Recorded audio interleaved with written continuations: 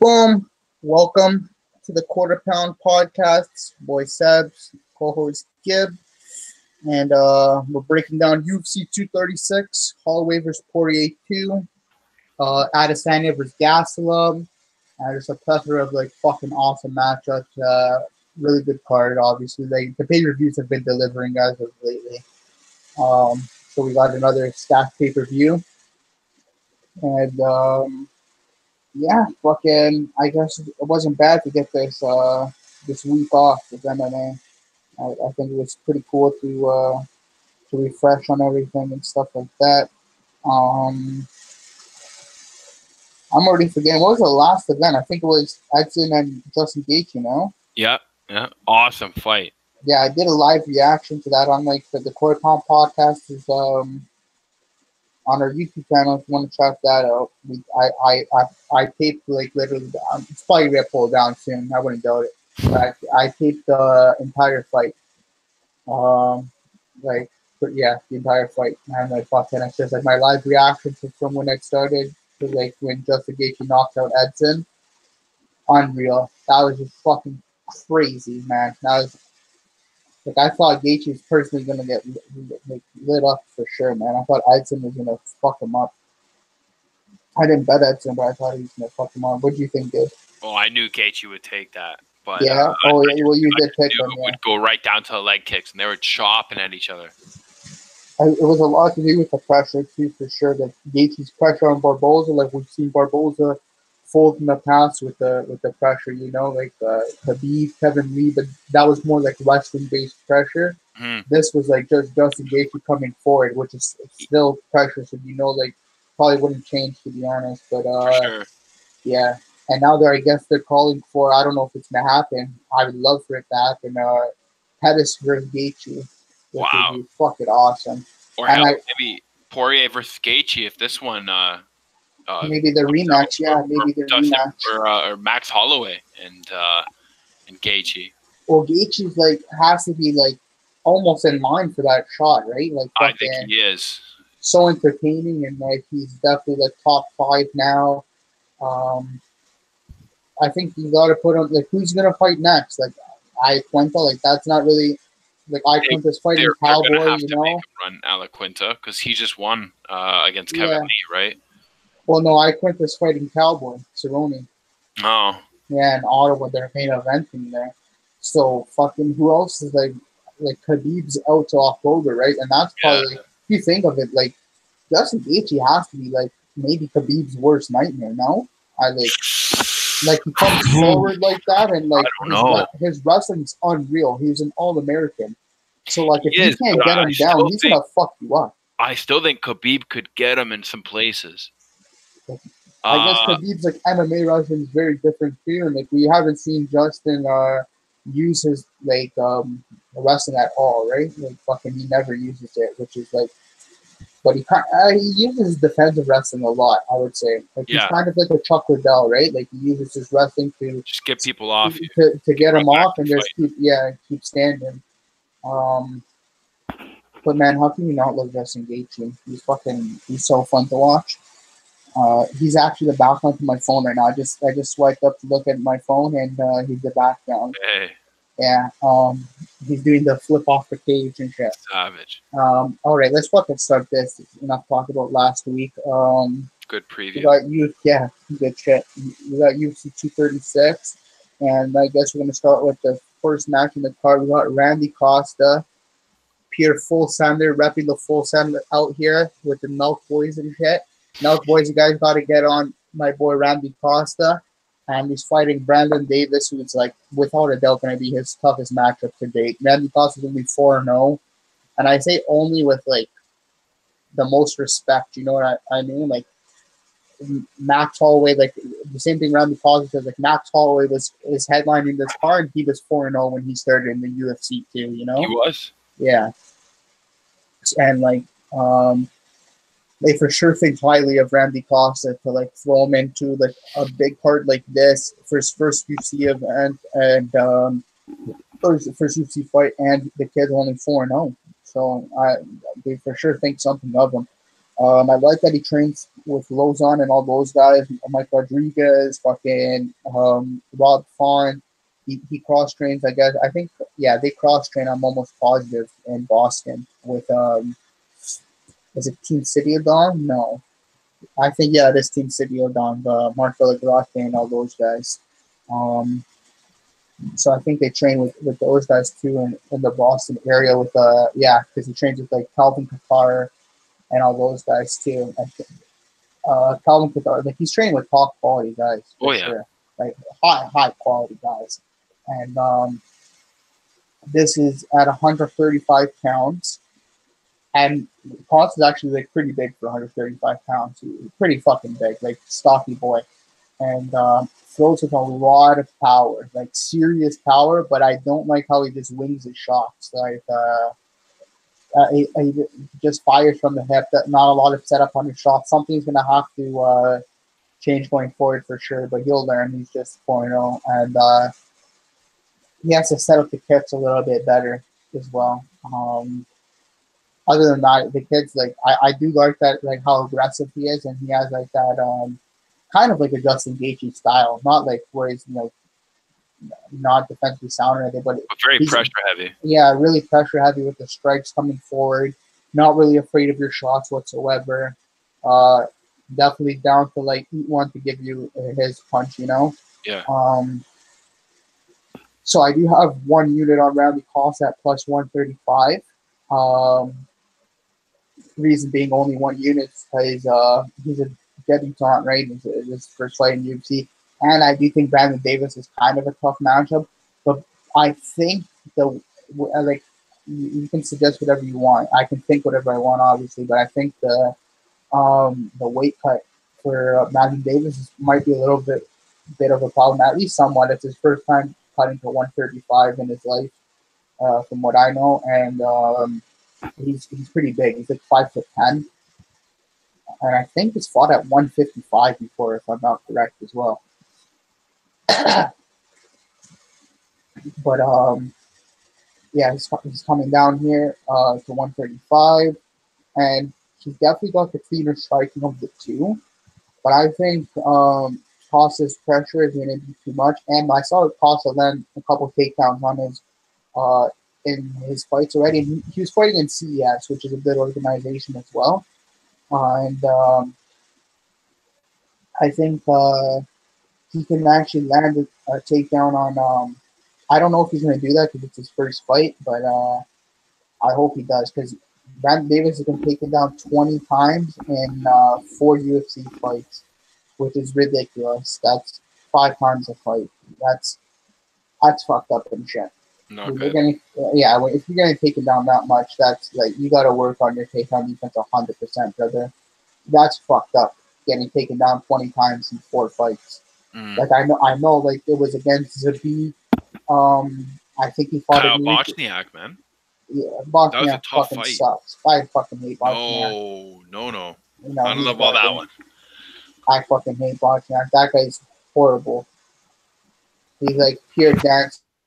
Like I don't know. Like, he's not horrible, I guess, but like he's a lot. Like his record suggests that like he's way better than. I see what you mean. Yeah, he's better than his pay grade. Yeah. Oh yeah. That's true. Yeah, but so I got a unit on Randy Costa, and I just think the pressure might be able to, if he gets the wrestling going, Davis is in trouble. I think because Davis is not good off his back, but. Yeah, we'll see what happens. I only got a unit on Randy Costa, but I'm pretty confident in him as well. Give up a chin. Looking up Randy Costa, I definitely see the holes in his game. His stand-up looks a little bit rusty. It seems like he's bringing that arm way back past the waist. You can see his punches coming from a mile away, but Randy Costa has that confidence with his punches, so he just doesn't care about it. And at the moment, those are the types of punches that might even score you a knockout, which he's been able to do successfully in 1 round. Has not really ever went to a decision or any sort of third round. He normally stops it in the second. In an amateur fight, he went to the second round, 3 minutes, and that was a doctor stoppage over Fabio Lima. I watched a fight against Rob Fuller that didn't take long at all. He destroyed him. He ended that fight, and then he was in his guard, and he was just throwing punches down on him right before knocking him down. Kind of funny how they call him the Zohan. I'm not sure how he got that, but yeah, I want to ask him that. Yeah, he's got a pretty good not apparently, but we might be able to get him on the show. So that'd be cool. That'd be cool. I was wondering if it's the left high kick or something, because he does it repeatedly. Fuck. That's I never thought of that. I'm not sure if you've seen the highlight, but there's a highlight where he kicks 3 times with that one leg, and I think that's from the Zohan movie. I don't know, but if it is, that's kind of funny. One of the most unique names. Again, he's 4-0, so he's super green, and he's only really fought in that Cage Titan organization. Yeah. Brandon Davis, as we all know, has kind of fought in and around everywhere, but a lot of the opponents. Cage Titans. I said CES. Yeah. Okay. Oh yeah. It's like they're both good. Yeah. Organizations. They're both the kind of under leagues, man. Yeah. But Brandon Davis has kind of really built up a stock of fights outside the UFC before he got there, and much as well during. Went on from that Austin Arnett fight in the Dana White Contender Series. That was an absolute war. Going into Kyle Bochniak fight, and kind of got roughed up by the pressure, which I could definitely see. I remember betting Brandon Davis in that fight, and that was that was so bad. Not good. I know Kyle Bochniak was just chilling on the outside and shit. But Brandon Davis was not landing anything. If that happens against Randy Costa, he's in deep trouble, bro. He is. Because Costa's going to bring the pressure forward, and I don't know how Davis is going to look off his back foot because he doesn't look good against the feet. And he looked good against Steven Peterson, but Peterson's a lot of people look good against Steven Peterson. I think he's one of the worst fighters, Steven Peterson. I think he definitely bites down in his mouth guard a lot in a way that you don't really want a fighter to, especially when you're betting on them. But I think Brandon Davis is decently well-rounded enough on the stand-up, at least. His wrestling, like you said, definitely lacks a lot, and his grappling. Kyle Bochniak was kind of able to tough him up and grind him, but he's got some great inside leg kicks that he likes to throw out there early, and kind of kept Kyle Bochniak off a little bit. He likes to catch kicks and shake those off, pop shot really quick, go for the clean jab or two, switches stances every now and then, and goes for that snap kick. Likes to pull off some high kicks to the head or some spin kicks to the body. He definitely goes for some crazy moves, and he's had a lot more fights. He's gone up against some top guys. I mean, Zabit Nurmagomedov, and not an easy fight for anybody. I think he would destroy most guys in the top 10 now. They're now talking about Zabit fighting bigger guys. Oh, so, Zabit would fuck people up in the top 10, bro. Come on, he's definitely a top 10, isn't he? I think so. Oh yeah, I think personally. No, obviously personally, but I think he's actually ranked top 10. I'm not sure, but maybe I think he might be outside. I think he might be outside of the top 10. No, he's top 5 now. Is he? Okay, there we go. Stevens. Oh, that's right. Yeah, he beat Stevens. He has to get at least number 6 or 7. Okay, so that puts you in.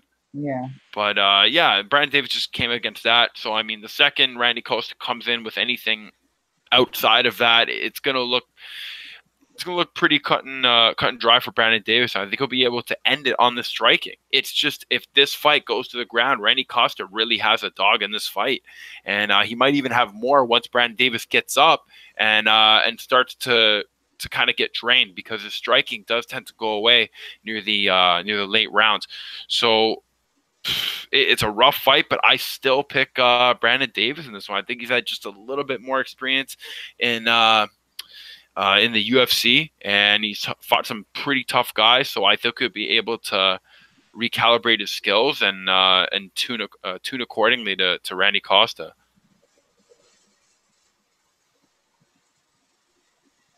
But yeah, I got Brandon Davis in this one. Yeah. So This could be a really rough fight, though. Oh yeah. Sorry. If I can. I'm over here on. I gotta get off Instagram. It's too dangerous and shit, bro. It keeps you on for too long. Oh yeah, But, that's the scam. Yeah. Okay, so our next fight I think is what Pauliana Lauren Bothelo. Murphy. Yep. Yeah. Lauren Mueller, no? Mueller. Yeah. I want to say Yeah. Murphy. Oh, it's close. They have the same. They even kind of not look at each other, but like kind of actually. I think I don't know, a little bit, you know. Lauren Murphy and Lauren Mueller, they kind of look like each other. I think it was just because Murphy was on the last card, wasn't she? No, was she? Or maybe No, she wasn't. Okay, so I'll just do this once. We actually have to bro. We actually spent like at least 20 minutes on that. That was fucked up and shit.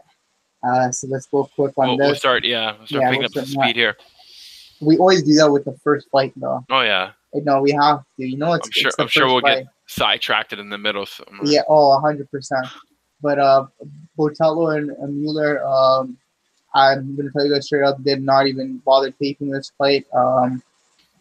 Obviously, I've watched both girls, and I think Bothelo is actually gonna win this fight just because Mueller's not been that impressive at all. Like she lost to Yana Liu, and Yana Liu is fucking horrible, guys. Like really bad, like really bad. And that just shows you how bad Mueller is. I guess like she kind of has that. Who did she beat? I think Shanna Dobson, or maybe she lost to her too. Fuck, I gotta check her record. She did beat Shanna Dobson. Yeah, okay. But she lost to Yana Wu before that, or before this fight. Yeah.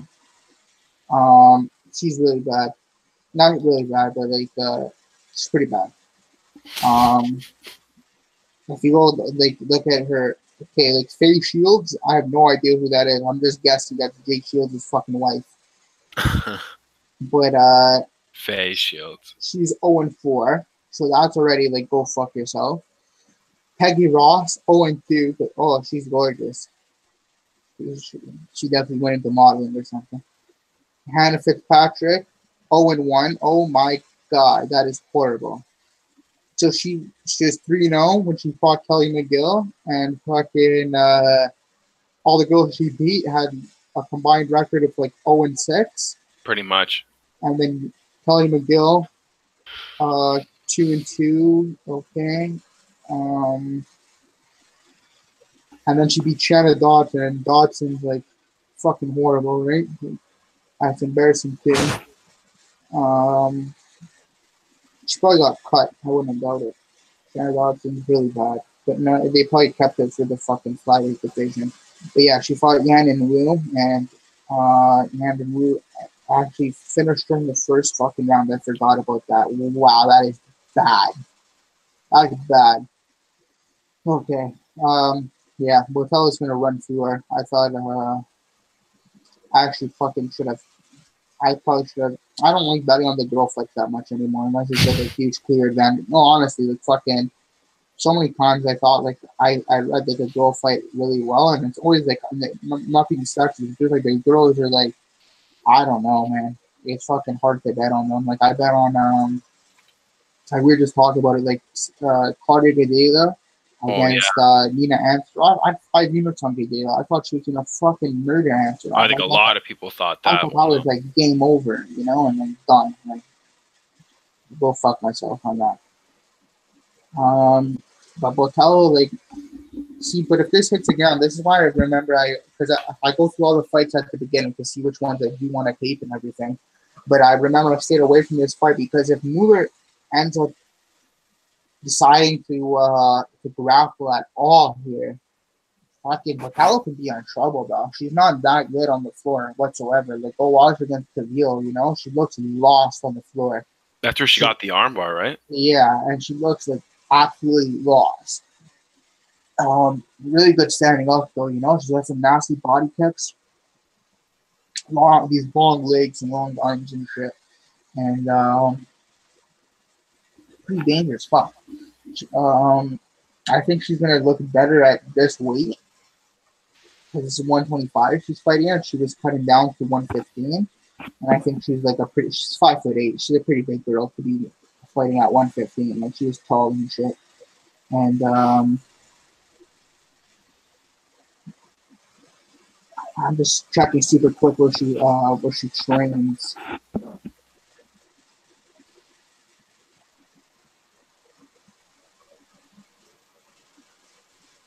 Bothelo?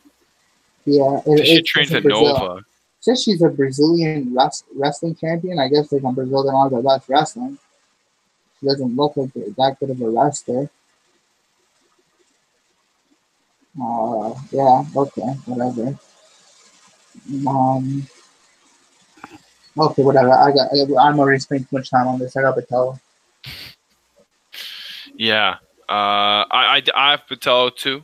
I think when she starts rattling off kicks, man, she can be unstoppable, and it's very difficult to get close to her. She rattled some kicks off against Sayuri Kondo, and she ended up landing a body kick about 30 seconds into the fight. I mean, once she gets a good busy jab, starts pressuring people out, I don't even think people want to even be in the remote area with her, and that works right into her style. She just kind of keeps people backing up so she can line you up with one of her kicks or just keep low kicking you to death. Especially when she gets people right up against the fence, she uses a pretty good shoulder strike. She used it well against Pro Gonzalez in that fight. Kept her on the fence and really had her back pinned against it. And she even throws some spin kicks in there as well. Laura Mueller, on the other hand, she looked great on the Dana White Contender Series when she first came in against Kelly Velasco. But as you already did, you kind of just went through a lot of the people who she's fought stats and kind of on the low side in a way. Lauren Mueller is a bit of a grinder. She likes to get those clinches in and let her knees do the work. And she likes to get the fence pressure in as well. Yeah, that's where like I think it could. That's what I remember. That could be the problem in this fight with Bothelo if she decides to do that. You know? Yeah. But Lauren Mueller, I think she's just she's going to have a big red target on her leg for those kicks just because she tends to walk a lot of places, not with very much urgency. And she tends to kind of walk at a pace. It's very easy to kick your legs out from under you. And I think Bothelo will be able to do that, especially because she starts chattering those off real early. It can get difficult later. Now, if she starts using those kicks a little too recklessly, she can get choked out like she did in the Cynthia Calvillo fight, because she did come out with those same kicks, and Cynthia was able to change it on the ground. And if Lauren Mueller can do that same thing, by all means, I think she has this fight just as well as her others. But I think Polina Bothelo's just got a little bit more for her striking, and she's got some dangerous kicks in there. So I don't think Lauren Mueller will be able to really stand with her for a while, at least until she gets tired, and then maybe she can get some grappling in near the end and possibly do something. But I think Bothelo wins this. Not sure how this one plays out though. Like you said, these fights are definitely unpredictable. These fights could be completely unpredictable because some people come out and they're landing their really light strikes, but they've already got them on such a roll, right? I don't know. Mueller looked like, I thought she looked bad before when I thought it before taping her, and I was like, oh, she's pretty bad. She's not. But I'm watching her fight now. She's fucking horrible. Like, I don't know how I didn't bet Poliana Bothelo right now. Like, she's so bad. Oh my god. I'm watching her like throw strikes and shit. Like, bro, Bothelo should run through this girl. But I could see where she's gonna give Bothelo problems too. She can give Bothelo some problems if she decides to grapple against the cage. Yeah. 100% she can. But like the way she was striking against Yana and Rube is fucking horrible. If she's gonna come in the same way, I don't think she has a chance in this one. Like she dropped her, and then she got like armbar. Like she made like the biggest mistake. Oh my god. She did. She wrecked her there. That's fucked up. She should have definitely. I just want to see super quick. I was surprised she got armbarred there. Yeah, I think Bothelo is gonna run through this goal, but Mueller's the kind of girl who presses forward too. She does. So like, and I don't know. That's a tough one to think of. I like Bothelo though. Next up, we got Montel Jackson taking on Andre, worst IQ in the UFC Soukhamthath. Got 4 units on Montel here. Parlayed with somebody later in the card. But yeah, Montel should absolutely murder Andre here. Montel has a better wrestling, 150% better ground. He's better everywhere he goes. But like striking, like it's not even comparable. Did you see those Japanese necktie submissions? Oh, he's unreal. Oh, He's and he's so long. They said he's like he's the bantamweight John Jones. oh yeah, I remember you saying that. Yeah, and like they're really high on this kid. A lot of people, and rightfully so. I think I had 5 units on him. I'm pretty sure against Brian Kelleher. Made that shit look super easy. His only loss was against a guy I think is really high quality in Ricky Simone. Oh, I thought he would lose that one, to be honest. Yeah, I think Ricky's like high level, bro. Like very high level Ricky is. He got body slammed to death in that fight. Yeah. Oh yeah. Oh yeah. But I think a lot of people would, especially if you have such high striking like Montel does. 100%. And Montel took that on short notice too. But Ricky is like, bro, trust me when I say this, Ricky's gonna do some damage in the bantamweight division. That guy is high level, brother. High level. Very high level. Yeah. But Montel should easily I don't know if he's gonna knock out Soukhamthath, but he can definitely finish him. Montel's job is figure beauty, guy. He just uses his range so well, like just so well. Especially a guy who's only like 7-1, and he's been racking up wins like since 2018. I think he fought like a bunch of times since the beginning of 2018. Yeah, he fought like fucking in like 5 months? He fought 4 times. Like that's fucked up.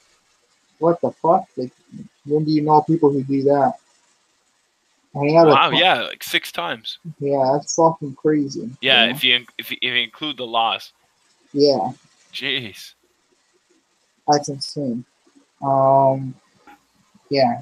So I got Montel. I think Soukhamthath can have a lot of trouble with him on the floor. Literally one of the worst fighters I've ever seen is Soukhamthath. Like, not because of his skills or anything, but because of his IQ. He broke Sean O'Malley's foot, or Sean O'Malley broke his own foot with a kick. And Soukhamthath said, "Oh, you know what I'm gonna do? Instead of making you stand, I'm just gonna take you down, bro, where you can rest your foot. Yeah, because I'm not smart. Oh, and my team, my corner that's yelling at me to stand up, they can go fuck themselves because I don't want to stand up."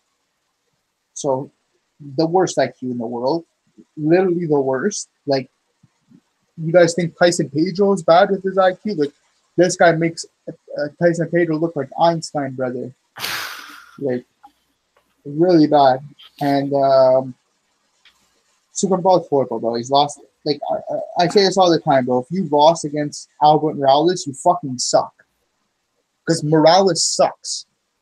Like, really bad. And this guy lost against fucking Albert Morales. Like, bro, you're over here losing in Golden Boy promotions and shit, Like, that's unreal. That's fucking embarrassing. Oh, my God. I remember that, too. That was fucked up. That guy lost to like a no-name fighter, too. James Barnes? Who the fuck's James Barnes, bro? What the fuck? Yeah. Okay. Oh, and he lost to Kelleher? You can already go fuck yourself. I forgot that. That's horrible. I have a tremendous deal, brother. Oh, he did lose to Kelleher, way back. That's embarrassing and shit, eh? Like, I never even booked that. I know Soukhamthath's Randy Costa's born, and I hope to have Randy Costa in the show, but Soukhamthath's fucking horrible, Costa. Sorry to break that one to you, brother, but like this guy is not a good fighter. Tell him to get like his ground game on par, and maybe instead of trying to put 100% power in every strike, let's try and calculate some striking. But yeah, I think Montel's going to absolutely run through Soukhamthath, and rightfully so. Everyone who's saying minus 300, minus 400 is too much for Montel, it's like, buddy, like, you guys are just retarded, like, or something for sure. Like, they're saying that's too much? That's like too high for him. Like, he should be lower. Like, how much lower? Like, you guys want him? Is I think they might change it on DraftKings. Like, I think they might actually make it a little bit more even. Yeah, it might. For some reason, I don't know. For some reason, it seems like the biggest odds aren't that big of a deal on DraftKings. This is his easiest fight in the UFC so far. Like, without a doubt. Yeah. I think so. Even Rico Desculio was better than this guy. This is for sure, in my opinion, his easiest fight. Montel should absolutely run through him, in my opinion. Do I think there's a lot of value on minus 400? No. When I throw it in a parlay for some fun and shit, like I'm doing, to boost the odds on pretty much what I'm. The whole reason I played Montel the way I'm thinking of it is it's a straight play on, like, I know I shouldn't think of it like this, but it's pretty much a straight play on the other guy I'm playing. Not I really think Montel is gonna run through him, so I just put Montel in the parlay pretty much to boost the odds of my other play. Yeah, I got Montel all day. Yeah, man. I can see why. Montel Jackson, if you blink, this guy is right up in your face, and he's throwing those knockout punches right in there. He's got a great amateur background as well, where he pulled off a lot of those Japanese necktie submissions. I'm surprised those haven't come back, or like we haven't really gotten that. We got a Darth choke in his Brian Kelleher fight. I really hope we get to see some submissions go down. But he does have those skills on the ground, very quick at getting those. And yeah, he kind of honed his skills in the amateurs, which I do kind of like to see. It's good when fighters do have, I don't know, at least 3 or 4 fights in there, just kind of get a good feel of it. He's got good accuracy with his knee, nice faking kicks, and nice ways to trap people and getting leg kicked with those. And if he doesn't, he'll jab you up the middle. Very good southpaw pressure. And likes to really bother people with jabs and kicks. He's always in there, smacking the inside kick. Check out his Wanamaker fight. Really good at how he gets the pressure going and gets people down to the ground. And fuck, I just thought, sorry to break good. it to you. I need we'll do this afterwards, but Montel Jackson is plus 350 by submission, and I think he can hit it easily.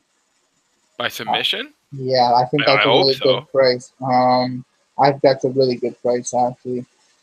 I hope so. I don't know if I should put my last 0.5 units I want to play on that or on Frevola by submission.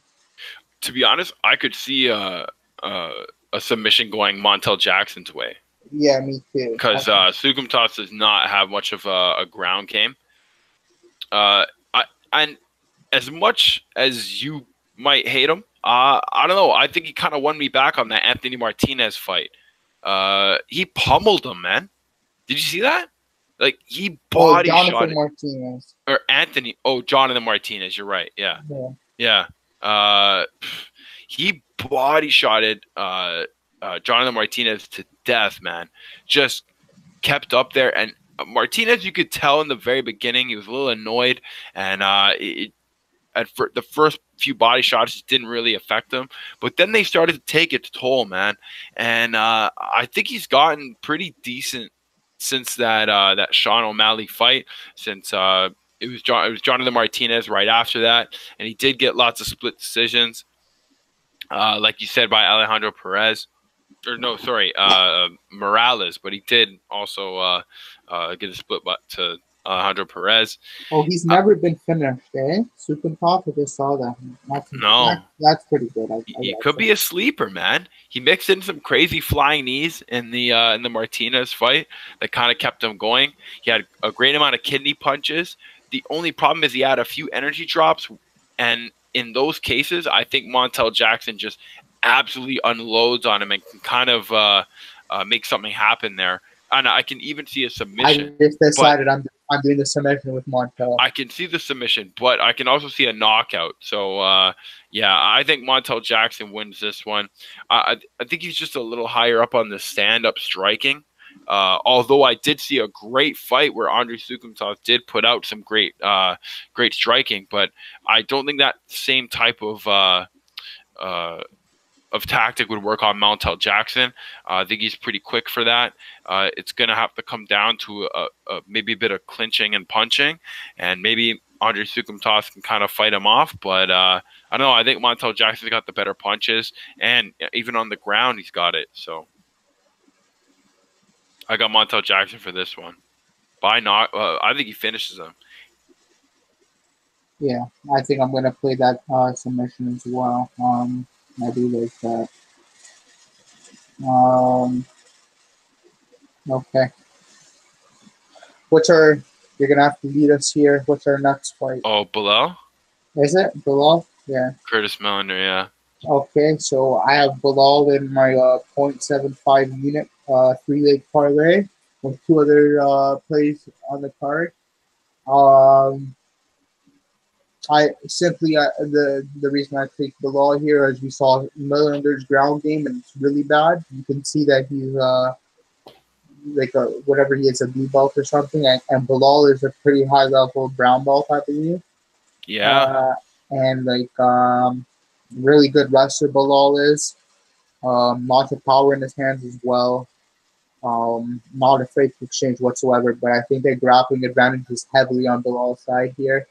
And if he chooses, I think he can get maybe a sub, but I think the most likely outcome is a decision, and I think he just managed his way to a decision and land some nice shots from the bottom and everything like that. But I do expect one round maybe to be close, but I think once Belal sees that he has a grappling advantage like he does, I think he takes over Millender. Like the striking is going to be a lot closer than people think, but like Millender obviously has the striking advantage. But well, I think Belal can hold his own in the striking, and I really don't think Millender can hold his own on the ground against Belal. So for that reason, I have Belal in the 0.75 unit parlay with two other things in that card. Good. Yeah. I like Belal Muhammad for the grind. I think he's a great boxer / wrestler, can really mix that in. And he puts a lot of people to the fence very quick. Lands a knee to the thighs. Has some great chopping shots after the break. Again, lots of running pressure. But at the same time, he has that very solid back foot. And not a lot makes him step back. He's always in there. He's always very solid. If he does step back, he's got a good uppercut coming back in. I thought even though he lost it, Belal Muhammad put on a very impressive fight with Jeff Neal.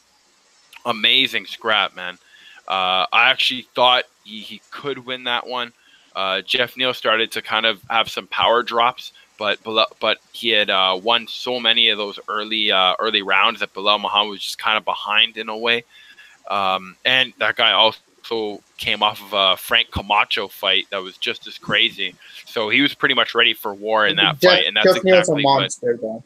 Yeah, he's a monster. And I think it was that that Frank Camacho fight that kind of geared him up for Belal, because Belal fights just right up close, a little more grindy, but way up close.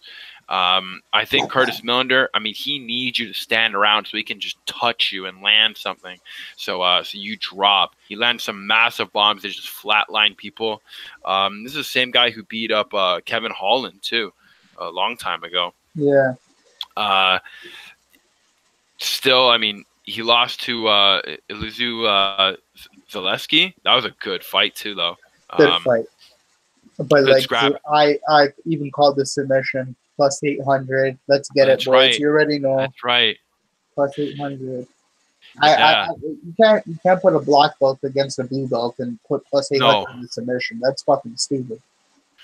The weird style almost helped him out in that, where I almost thought that it would have him kind of off balance for Millender to hit him with one of those big bombs, but he just can't.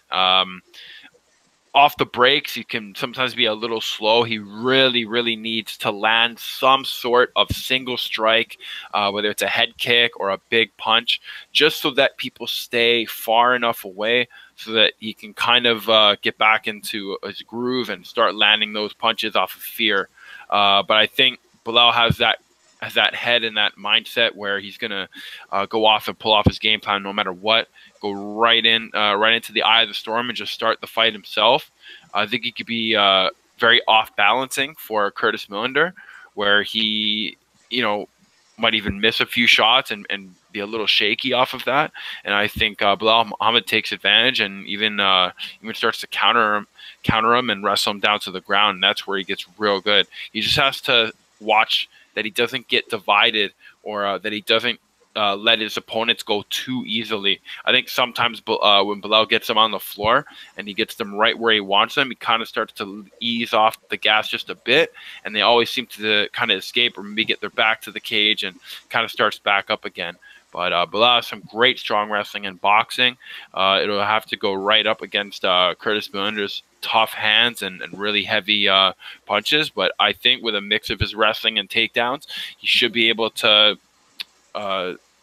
lower that striking feel that the fight might have and get him to the floor. So I think Belal Muhammad wins it if he grinds. This could be another decision fight, but yeah, I got Belal. Yes, sir. I'm over here yawning. Okay, this is what I thought too. Our next fight, Boston 7 versus Khalid Taha. I thought it was at 135 pounds too. That makes sense.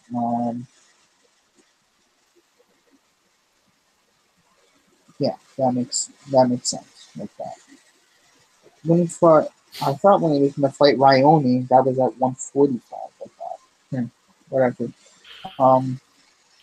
So our next fight, Boston Salmon versus Khalid Taha. I actually have Boston Salmon in the same parlay as Belal for 0.75 units with one more thing in the card. Salmon's actually taken 2 years off because of injuries. Oh, wow. Yeah, he's been gone for nearly 2 years. A year and like 9 months, I think. Something like that. So pretty much 2 years. They definitely had high hopes for this kid. They matched him up against Augusto Mendes to start off, right? And then they were going to put him against Barcelos. And then now Taha here. I like he trains out of Extreme Couture with Reis and all those guys. Can you hear me? Yeah. Yeah, my mic. Yeah, my mic. So. We're good. His boxing's really clean.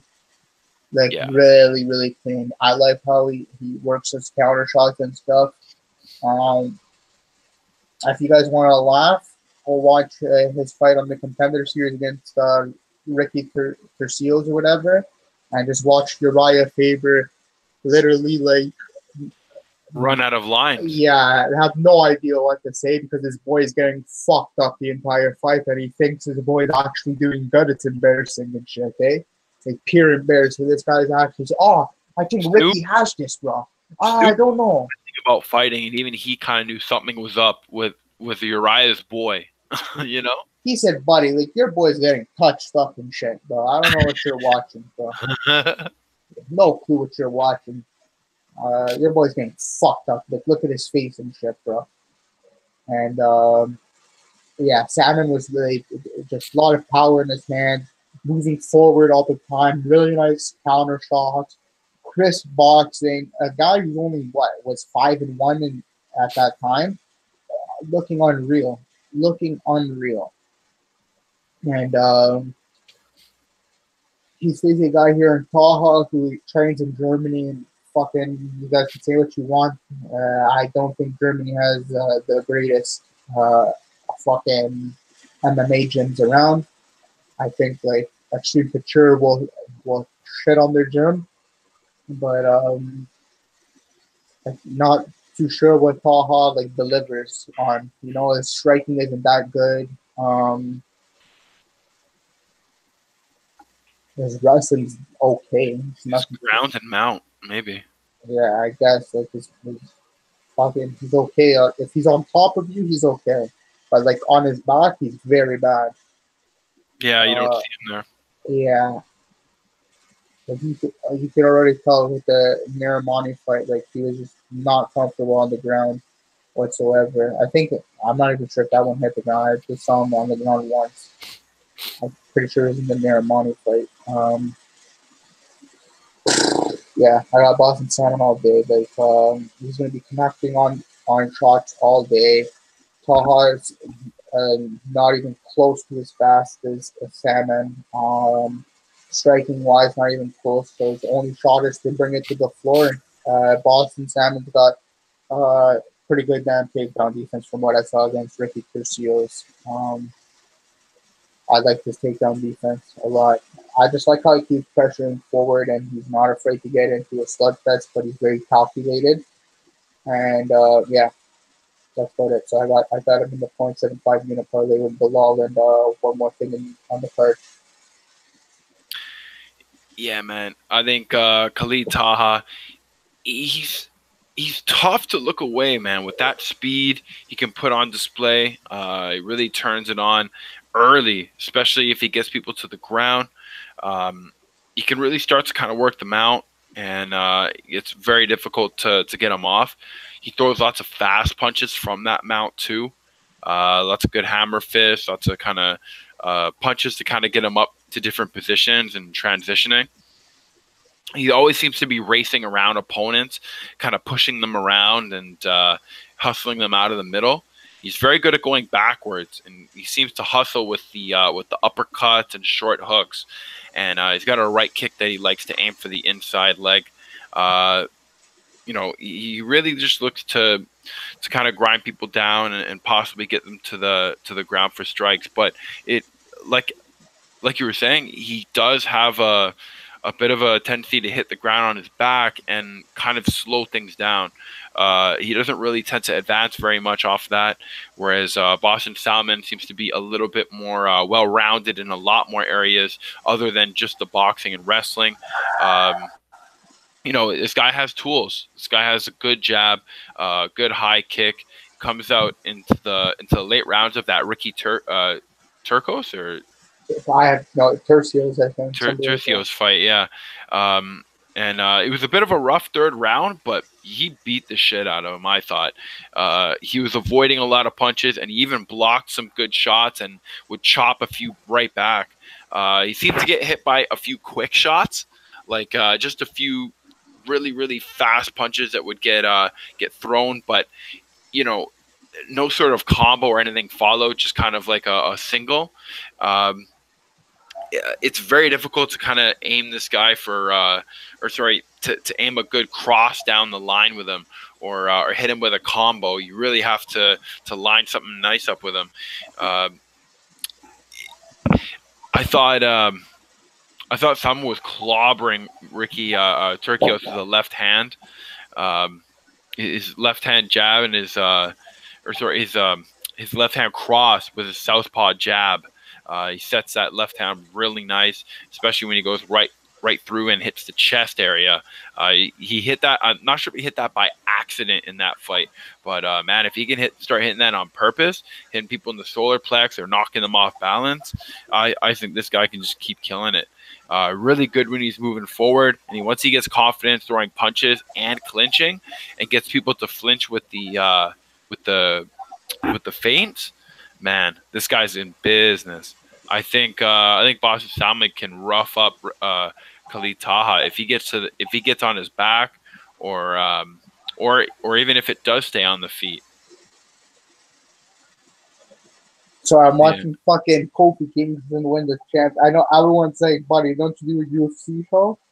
But Kofi Kingston, I don't give a fuck about UFC right now. This is fucking Kofi Kingston and shit, eh?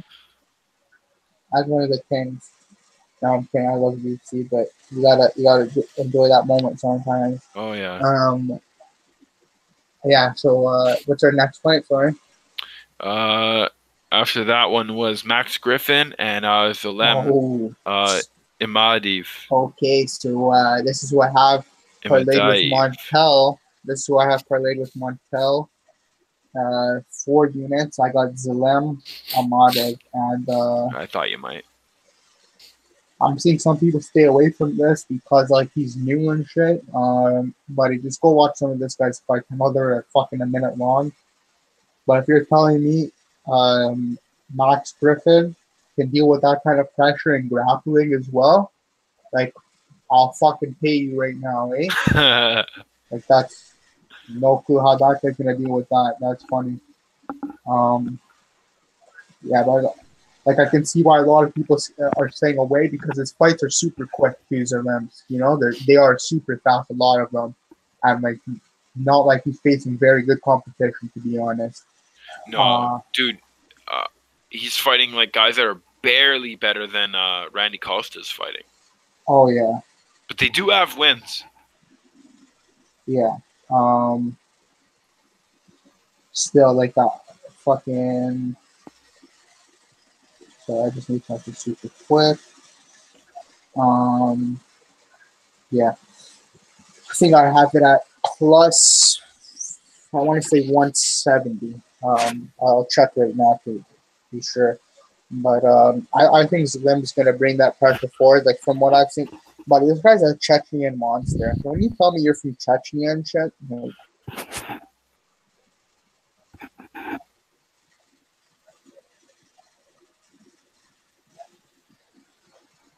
it's gonna be serious if you're from Chechnya, eh? Oh, sorry. I can't go on social media and be on here. Too many distractions over there. Oh my god, I'm getting like notifications that Antonio Brown's doing shit in the NFL. Oh my god, I gotta pay attention. But yeah, fucking. From what I've seen Zalem do, straight from Tractor, like I said, but he wrestles. He trains with guys like Zabit, fucking. All these monsters, you know, right? Trains with all the Russian monsters. Fucking what's it? I gotta go on his fucking thing now. His Instagram. Going straight on his Instagram, bro. Okay, so like I know he fucks with Zabit. Let me see who else. This guy just looks like a fucking monster, bro. Go look at his captures. He just looks like a fucking monster. Like an absolute killer, bro. Holy shit. He only has finishes, so. Yeah, like this guy's fucking with all the Russians, bro. Rashid, fucking Mirbek, Zubin Takarov, fucking Zabit, everybody, bro. And like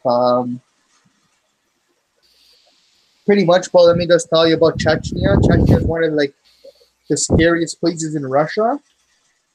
Like the scariest. I'm pretty sure it's its own like it's like Dagestan. I think it's its own like republic. I'm not sure though. I could be talking on my ass on that one. I just know Chechnya is like legit murders and shit like that in Chechnya.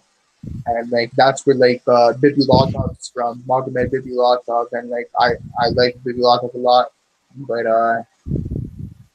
maybe that's not the best thing because like that guy just got beat by Rodrigo Bontorin and stuff like that. But I know it's stupid to say this guy's from Chechnya, he should kill it, but I'm telling the truth. He's from Chechnya, he should fucking kill this shit, eh? Like with the little grappling I've seen on his tape, it's really like not high level, but you can tell he's like not like a Khabib or anything like that. But his grappling is like he very well has grappled like before he started fighting, like oh yeah, with like high quality guys too, you know, for sure. Like you can tell he uses like those sambo trips and the I don't know what the fuck they're called. I guess slams or takedowns, but like a lot of those takedowns off the cage where you just like rip the guy off the cage, like they're sambo takedowns, you know, and like he likes to use those, but he likes to keep it standing a lot. The only problem I have with him is he gets tagged quite a bit. In exchanges and shit, he doesn't not respect his opponent's power like at all. Like does not give a fuck what they're throwing. But I think if he can push the pace on Max Griffin early, he'll be able to drop. But Max Griffin gets wobbled by shots, bro, and not the greatest wrestler either, and doesn't throw a whole lot of punches. Doesn't have anything other than that jab and that 1-2 really, and that overhand. Doesn't really throw anything else. Not a lot of kicks or anything like that. I think he's a formidable opponent for sure, but I think this is like one of the only times we're gonna see Zalem. I think this kid's gonna blow up after this fight. I don't think we're gonna see him plus money like underdog money like this, like for a while at least. Like if this kid like kills Max Griffin pretty much, like expect them to start blowing up this kid. He's undefeated, you know, 8-0. I think he's like 25 years old or something. I don't know. From what I've seen, I know it's against cans and shit like that, but the guy's got some fucking serious power. Crazy, like creative striking, very creative striking like that. And I like his grappling too. I could see why people are staying away from this fight. But in my opinion, I really like him against Max Griffin here. I think he does some serious damage. And at the very least, I think he'll get a decision. I think he's going to come out strong. Yeah. I think he'll do good. How about you, Gabe? Man, Max Griffin's coming off of some very rough fights. Split decision against Thiago Alves, not a lot of people are proud of, especially if you want to take him in this fight. I definitely agree. Zalim Imadaev is, in a way, he's kind of set up to win this. He's got some very impressive knockouts as so far. He's got some good counter wrestling off the fence, and man, he beats up some opponents with spinning elbows. I'm not sure if you've seen that finish. I think it was on Yuri Izitova. That was it. He hit a spinning elbow on him. Awesome. Like, not very many of his fights last very long. That spinning elbow was fucking ridiculous. I think he goes into a third round with like one person, and he still finishes. So, Imadaev so far outside of the UFC seems to be the real deal. I'm think Max Griffin is probably the actually next to Ivan Glukak. He's like he actually has less fights in him, so I don't know, man. Max Griffin, though, as of recent, just hasn't been able to put a good fight together after the Mike Perry win, which was still a little bit rough. A lot of people arguably say he kind of lost in a lot of brawls, but he had to keep that fight on the outside for most of it. And when Perry did get on the inside, it made him look very ugly. I think Max Griffin got knocked down that fight, didn't he? Like he stumbled down a few times. Oh yeah. Against Perry, yeah. That took a lot of his energy just to stay in there. And I see where Zalim Imadaev beats up Max Griffin a lot, actually. He's got a lot of good kind of clinching on the stand-up. And when he gets overhooks on people who think that they have underhooks on him, fuck, you're going to go for a ride. He's going to throw you. Max Griffin, on the other hand, he likes to throw punches, man. This guy swings. He does tend to be a little bit passive once he's kind of realized the power difference in some people, like he did in the Mike Perry fight. But he always does seem to get pulled into brawls, and they seem to make the fight a little bit closer, whether it's closer to his side or when it's closer to his opponents, he always tends to kind of let the fight go a little bit. He's definitely fought some tough guys. I mean, Curtis Millender was one of his last fights after Mike Perry. That's a very tough fight for Max Griffin to go up against. I think Imadaev can lose this fight if he's stupid, or if he just doesn't respect Max Griffin enough. But I could honestly see him going in and getting a similar knockout that he's gotten as of recent in like the second or third round or something. But I never ever want to count a lot of these fighters out. And Max Griffin is that guy who he just seems to be hanging on by a hair, and a lot of times that just tends to keep you in the UFC until you beat someone who was supposed to beat you, and then all of a sudden you're back on the train again to see if you can get string some wins together. But Max Griffin is just not looking as good as he used to. I think Zaleem makes a pretty good debut here. This is a good setup for him, and I think he does do it. But don't be surprised if Max Griffin turns this around. Yeah, I got Zaleem in this one. For sure. Yeah. Sorry, I'm just checking here with the next fight. Wilson Reyes versus Alexander Pantoja. Yeah. I'll let you take this one. Yeah. So, man, Alexander Pantoja had a run-in with Moreno, who gives no one an easy fight. He took some big shots in that, but he seemed to be pretty calm. He kept his stance switching going, and he got to the back of Moreno, and he got a nasty sub for it too. If you flurry with Pantoja, you're gonna get clipped, and he can flurry back just as quick. He has a very sharp eye for takedowns, and I advise watching a rematch with Moreno, doing way better in this fight than the last time too. And he lands lots of good jabs on him, throws spinning kicks in that one, and he even dropped Moreno and had him in a very kind of panicked, similar fight to the last. Very accurate if you let him get single strikes off. If he gets a single strike, he'll kind of run away with it and kind of take that point and be a little bit evasive with it. He calculates that right hand. He fits it in very, very, very easily. But Wilson Reyes almost has the exact opposite advantage. I mean, this guy's all on the ground, because when Wilson Reyes gets his boxing up enough to get people to have their hands up, and he goes for a sneaky takedown or a back take, it can get very ugly. Once Wilson Reyes can backpack people, it gets a little tricky. He starts just grabbing the hand, starts getting the seatbelt grip right over people, and he's very persistent, and he's always going for those forward takedowns, and he's faking high, going low, and he's good at pairing his energy with his opponents, especially on the ground.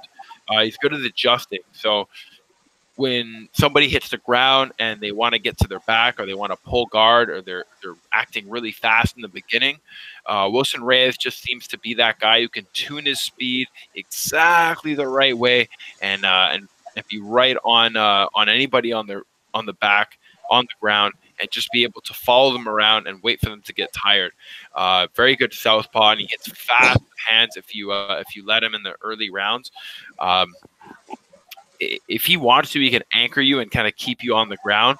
But I find when guys do get up and scramble, he tends to take a little bit longer to follow them back and go for that return takedown or that counter wrestle. But he's very good at counter wrestling off the cage, and it could be difficult for Alexander Pantoja if this does hit the floor. But I can see Alexander Pantoja beating Wilson Reyes up on the feet all day here.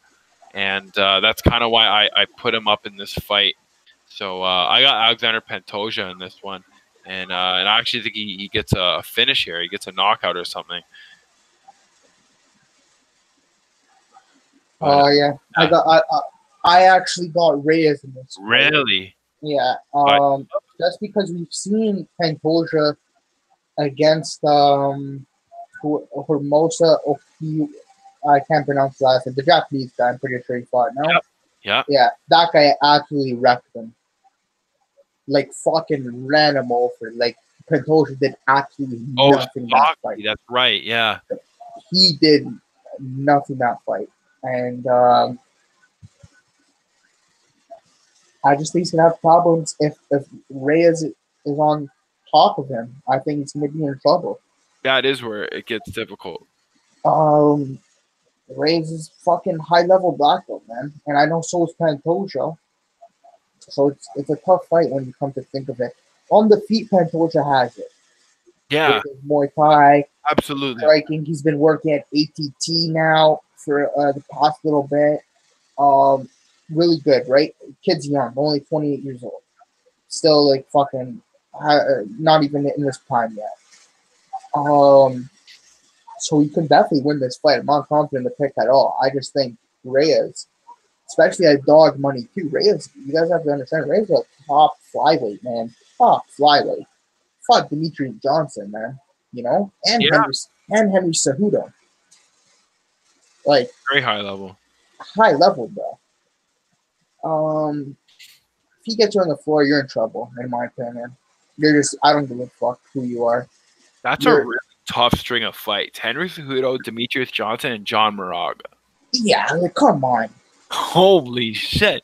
Come on. And Moraga's like fucking top quality too, you know? And Moraga's the easiest out of the three, I think. And he's fucking high level. And he's still high level. Yeah. Fuck. I fuck with John Moraga. I like John Moraga a lot. I don't know. I don't know how this ends up. I just think if Reis is able to get this on the floor, Pantoja's in trouble. Whereas if Pantoja gets this on the floor, Reis isn't necessarily in trouble. No, I don't think he So will. that's how I weigh it in there. But like, if this stays standing, I can see Pantoja winning a decision. But I think Reis has this one. Our next fight, I believe, is the prelims main event of the prelims. It's is it? Am I right? Is it Jalen Turner and Frevola? Is it? I have no idea. I didn't check. Yeah, Matt. Yeah, Frevola and Jalen Turner. Yeah. So I have 1.5 units on Frevola at plus 110. I really like. First of all, like the guy definitely gets cracked a lot. Like in the Lambo fight, he gets cracked a lot. But he's another one that I'm gonna say is kind of like a Gaethje, bro. Comes at you, crazy pressure. But he actually uses his wrestling. That's what I like. Didn't use it in his first couple fights. If you see it, didn't use it. I thought he was gonna kill Paulo Reyes. I thought he was gonna kill him. He could have given him that same triangle choke or arm triangle that he got on the Dana White series. Yeah, if he got him down. And I thought that's what he was going to do. I thought he was going to wrestle. That's why I played him 5 units. I even think I played him. This is when I first started betting too. I was like betting like legit on MMA tips and shit. But fuck, he didn't look. He just, it was like, I don't know. He didn't look all good, but anybody can get caught like that. He tagged him a few times. Yeah. Though. Like, I'm pretty sure Frevola tagged him to put him into that kind of rush, and then, happens. And then I was like impressed when he fought Lando. That impressed me. Because Lando is not an easy task. I don't give a fuck who you are. You could be Tony Ferguson, right? And you get rocked by Lando. It doesn't matter who the fuck you are. Lando's a tough fight for anybody. His movement and his creativity on its own is too. It's like a lot to handle already. And then the kid's a pretty decent wrestler too to top it off, right? I mean, he's a pretty good grappler. He's just super tricky and shit too. He's throwing stuff that you don't even see coming. And Frevola stood with him and banged it out, bro, and fucking hurt Lando a couple of times. He was lagging on Lando, and he was in my opinion, I think he might have, I don't know about winning the fight, right? Because 9 o'clock out of 10. I think the draw was a good call, but it impressed me. Impressed me when he showed how he lasted all 3 rounds, and he got hurt in that first round and came back the next 2 rounds and did very well after getting hurt. Um, he's a gamer, man. He's a gamer, and that's the kind of guy I'm down to put my money on because he's gonna fight for my money. I like guys like that are gonna fight for my money, and he's got legit submissions. Um, that's why I was thinking about playing him, and I still might. I haven't decided. I think I'm gonna play Martel guys by submission, but I was gonna play Frevola by submission. That was gonna be my last play of the week here. And I was just seeing him in the. Who did he fight in on Contender Series? What was the guy's name? Frevola? Frevola fought Luke Flores. Luke Flores. Yeah. I'm pretty sure that's his name he fought. And like Jose Flores, yeah. Yeah, Jose Flores. I think his if you go click on his name, I think it'll say Luke somewhere too. I'm almost positive the guy's name. It does, yeah. Yeah. I think that's his nickname or something. Yeah, something like that. But that guy wasn't too good, right? And Frevola like ran through him. You saw like when Frevola got him down, he subbed him super quick and shit.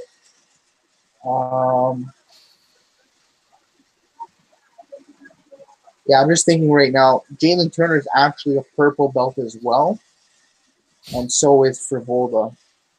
Frevola might have got his brown belt in the past 2 years, but I'm not sure. I doubt it. Matt Serra doesn't give out brown and black belts like fucking candy, you know? So, like, you got to actually earn that shit. And Frevola's a really good grappler. I know that he competes in, like, grappling tournaments and stuff. And he was at, what's the one we did? What was my first tournament called? What was it? Grappling Industries. Grappling Industries. That's where I saw Frevola. That's where he won gold at Grappling Industries. Ours? No, not ours. Yeah, in New York. Nice. Or something like that. But he won gold for purple belts. I'm pretty sure. He won gold. And I don't know. I like that he's one of the few guys that I don't like guys jumping guillotine ever. Unless you're Cone Gracie or Brian Ortega, I don't ever want to see you jump guillotine. I guess maybe Damian Maya and like Jacques right too. But and then like but like Frevola does it like a different way. It's like he does that like Armen guillotine kind of, I guess. I'd have to rewatch it to see. I think he hits the Armen against Luke Flores. First of all, he dropped down with that, and then he gets into the scramble and he goes to the arm triangle afterwards. But I think that's what he's going to do to Turner, man. I think Turner's been cracked.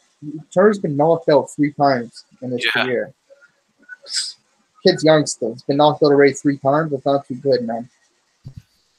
Like, knocked out clean. Like, what Vicente Luque did to him was fucking scary. Yeah. And Turner's last fight, I had Turner fought Kalen Potter, who's fucking horrible. I'd be surprised if Kalen Potter's still in the UFC. After that, he's really bad. He got lit up by Turner. But Turner's like, I don't know, man. He's a really good striker, too. He trains at Luca with Perillo, and like his main training partner is Dos Anjos. That's the main guy he's training with, you know? That's a big training partner. Yeah. I don't know, man. I think the kid's definitely got some power. I just think Frevola's going to be able to crack him and then maybe sub him. I think Frevola's going to make it an ugly scrap, something that, like, was the main reason I took Frevola. Max Mustaki versus Jalen Turner. Jalen Turner lit up Max Mustaki. Lit him up. Bad. But every time you saw Jalen Turner struggle even the slightest in that fight was when Max Mustaki decided to brawl with him and not play the boxing game really and not play the games at distance and all that shit. He just brawled with him. And that's what Bisping was saying. He was saying this is how you're going to beat Jalen. If you brawl the boxer, Yeah. you're going to force him into a brawl. Same thing with that you do with the brawler, right? You box the brawler, you brawl the boxer. And yeah, I think Frevola's going to be able to do that with Turner. So I have 1.5 units on Frevola at plus 110. I would have liked plus 140 or something like that, but I thought I saw the line closing and it was getting lower and lower every day. Now it's at, I think it's almost near pick'em. It's like they're both minus 110. I think, I don't know. But yeah, I pretty much got the better odds of that. So I got 1.5 units on Frevola, and yeah. I think Frevola definitely impresses me off the arm triangle choke he got on Jose Flores. Like you said, he got the guillotine and he snapped him down to the ground with it. Was able to kind of get him positioned out for it and killed it. I mean, he looked good in that fight. Obviously, the Polo Reyes fight. I think Matt Frevola was chopping him with some punches before that kind of exchange happened, where he did get the knockout loss. Very interesting when he stays in the pocket because he does land, and I can see where you're going with. If he stands in the pocket with Jalen Turner, he's got a chance, and that's really all you need. He hits people so hard in the first round that people tend to not want to string combos together very much. You have to be very iron-willed to keep going with him enough to set him up for one of those again and again and again. Because Matt Frevola has some good wrestling in there, and he'll mix it around just to get people off the single leg. I just want to talk super quick. I just want to say that the only thing he has to be worried of is the counters. Because Turner is really sharp with the counters, really sharp with the counters. He was even taking on Vicente Luque. Yeah. In his first fight in the UFC, the kid was throwing, he landed a spinning elbow on Luque, and Luque ate it like a cheeseburger. Anybody else would have been knocked out by that. Go check that fight out, by the way. Yeah, crazy fight. Really good. Really good. Well, even though it's only one round, it's a really good fight, in my opinion. I liked it a lot. Yeah, that's all I want to say. He has to be worried of the counters here. Because he's like Lando was landing on him in the counters, in the exchanges, and Turner really fights on the outside a lot like Kevin Holland. Yeah.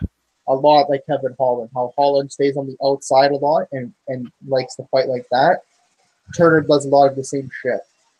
And if Turner's, like you said, if Turner's kicks or punches kind of glance off Frevola's going to eat those and come right through, and he's going to be screaming. Oh, yeah. Whether it's a takedown or not, like, it's going to bother Turner. And Turner's not very good off of it. He's a purple belt, but we don't really see him in trouble too much. On his back, yeah, we don't see that too much. And his last fight was Kalen Potter. We didn't really see that. He saw it a little bit against Mustaki, I think, right? I'm not sure. He saw it against Vicente, but Vicente landed 2 bombs so quickly on him that he was on his back for 2 seconds. So we haven't seen him really off his back all that much at all. Not really. He's got a good rhythm that he brings to his fight, and he's never afraid to kind of cross counter people. So if Matt Frevola does go right in, it's going to be action. He's good at throwing the single kick and going right back to a jab and just kind of changing that, or changing between that, as well as stance switching and a good left hook combo that he uses quite a bit. Pretty sure he used it against Andrew Lagden. Yeah, Andrew Lagden. He got a split decision. Very, very tough fight.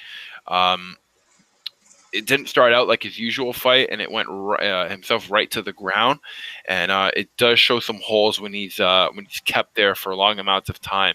So if Frevola can bring him to the ground, run the clock out, he could up those odds. And if he's standing up for a very little amount of time, I don't mind Matt Frevola's odds. But if they're standing for quite a while, Jalen Turner's odds suddenly spike because it's going to take a very rough type of fight to get him down there. And Jalen Turner lands a really nice right hand, and he can land stuff going backwards. It's very well, and he could be a big problem to people who can't chase him and can't track him down.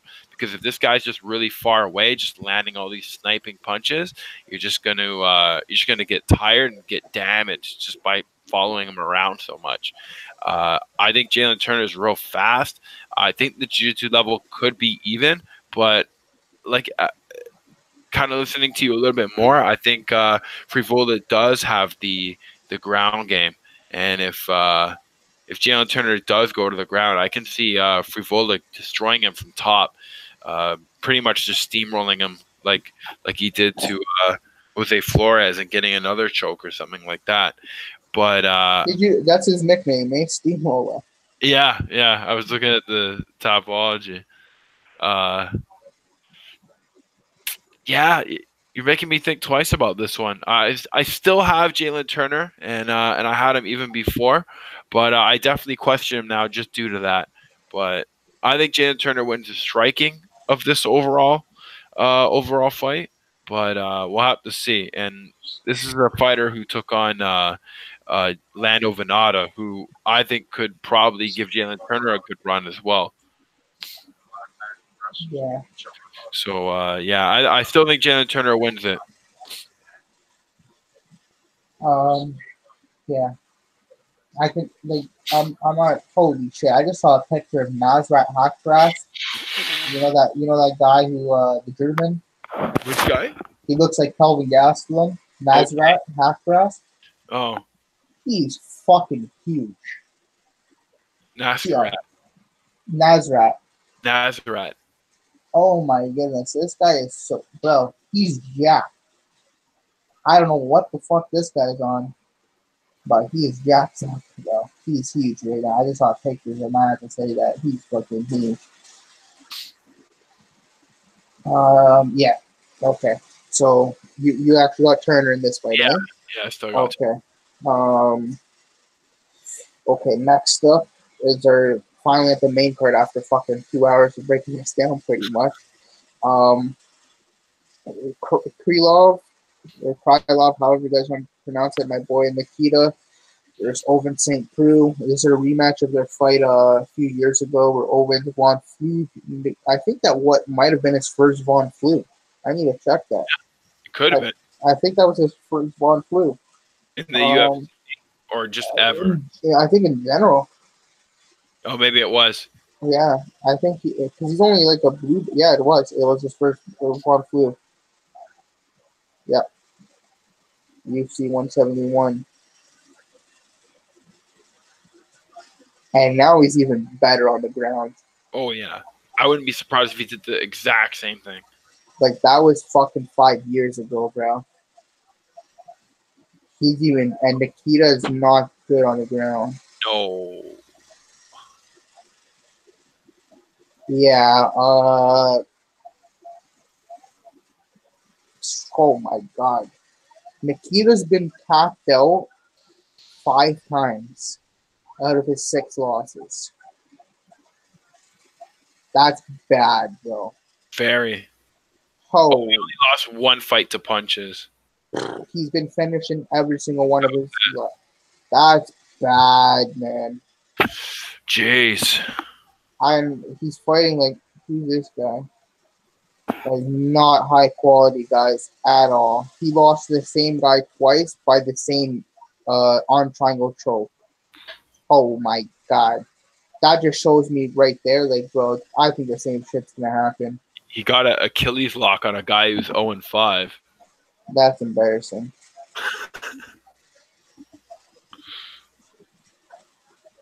This guy got Von Food in the first round and shit too. Yeah. Fucking. I think Ovens is like. We've seen Ovens get knocked out and shit too, so like it wouldn't surprise me if Nikita throws out a crazy head kick how he does with the kids. That's the only way he wins this. He's a black belt in Kempo Karate, right? Or is it Kempo or Kyokushin or Kyokushin? If it's Kyokushin, that's how you say it, Kyokushin. I think that's what he is, a black belt in Kyokushin. Like that's the same one as GSP, no? Deadly. I think so. I think he's a black belt in that. I might be wrong. He's a black belt in karate, though. I know that. Okay. He's a black belt in karate, high level. You can tell with his kicks and shit too. Doesn't really have the karate stance though. Yeah, you're right. Um, Kyokushinkai. Yeah, that's the good shit. yeah, that's a good karate, exactly. Fuck. That's the shit that like I said, GSP was using. Yeah. Like, don't get me wrong. I don't know. I literally know nothing about karate, but I know like Wonder Boys isn't the same as GSPs, right? I don't know. Wonder Boy could have his own, but I'm sure he knows quite a bit. Oh, I'm for sure he knows. I think he's probably more disciplined than GSP. Oh yeah, 100%. Yeah, no, that's 100%. Higher. Yeah, no, he's definitely higher level than GSP. I'm just saying, like, I think his type of karate is like different than GSP's. Oh, possibly. Yeah, I don't think it's Kyokushin. I think his is maybe Kempo. Yeah. Yeah, but I'm just saying that karate, it could be dangerous here against Ovens. Those head kicks, Ovens has to watch out for. Other than that, if Ovens chooses to grapple here, Nikita's fucked. Like, Krylov is literally fucked. It's over on contact, man. Yeah, like, as soon as that guy's on his back, I can watch the same fucking choke happen again, bro. If he hits a Von Flute for the 4th time in the UFC, I'd love it. That's fucked up and shit. Because he's gonna hit it at least 1 or 2 more times before his career is over. He has to. Absolutely, that's probably the only thing he's gonna be going for. And you have like, if you're fighting him, that has to literally be like the first thing you're drilling. has to be the first thing you're drilling. If that's not, you're in trouble for sure. But oh my god, if Krylov gets caught by the Von Flue choke again, oh, you gotta cut Krylov or some shit, bro. This guy's just gonna get choked out every time. Against Misha, he got choked out. Blakovic got the arm triangle against Blakovic. And then Ovens he lost to with the Von Flue choke. And then what? He probably has one more loss that I'm not even saying. That was a sub 2. That was the punches. That was so polite. I'll give him credit on that one. That was when Krylov was fighting at fucking heavyweight, though. Oh. Yeah. Like, Soa is a big boy, huge Samoan fuck. Holy shit. Yeah.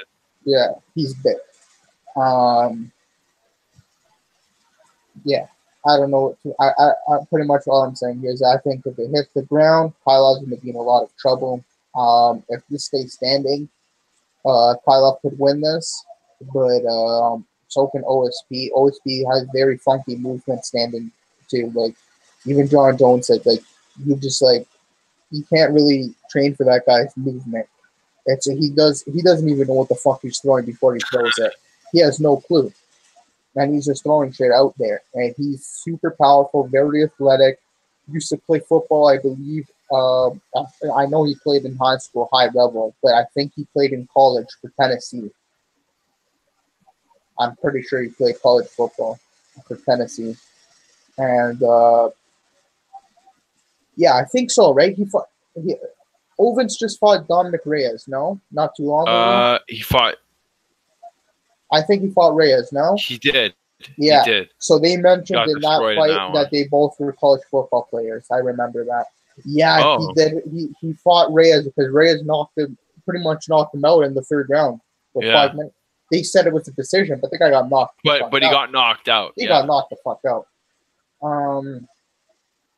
Yeah, I got Ovens in this fight. No bet. I think he wins. Yeah, man. I was looking at this fight, and I actually immediately came to my head where I'm like, man, I think Nikita Krylov might win this one. And I was gonna bet him before I did. Like, I didn't even do tape. I was just thinking. I was like, bro, it's not a good match for him. Like, the rematch and shit. Like, he can definitely get caught again. Yeah. And doing a little into it, I do see Nikita Krylov for what he does have, and what he does have is some great kicks. I get it. This guy can definitely throw a good side kick, a good front side kick like Wonder Boy. I could definitely see him throwing some good kicks as people back up. He's really good at landing those body kicks, especially when people reach the edge of the cage.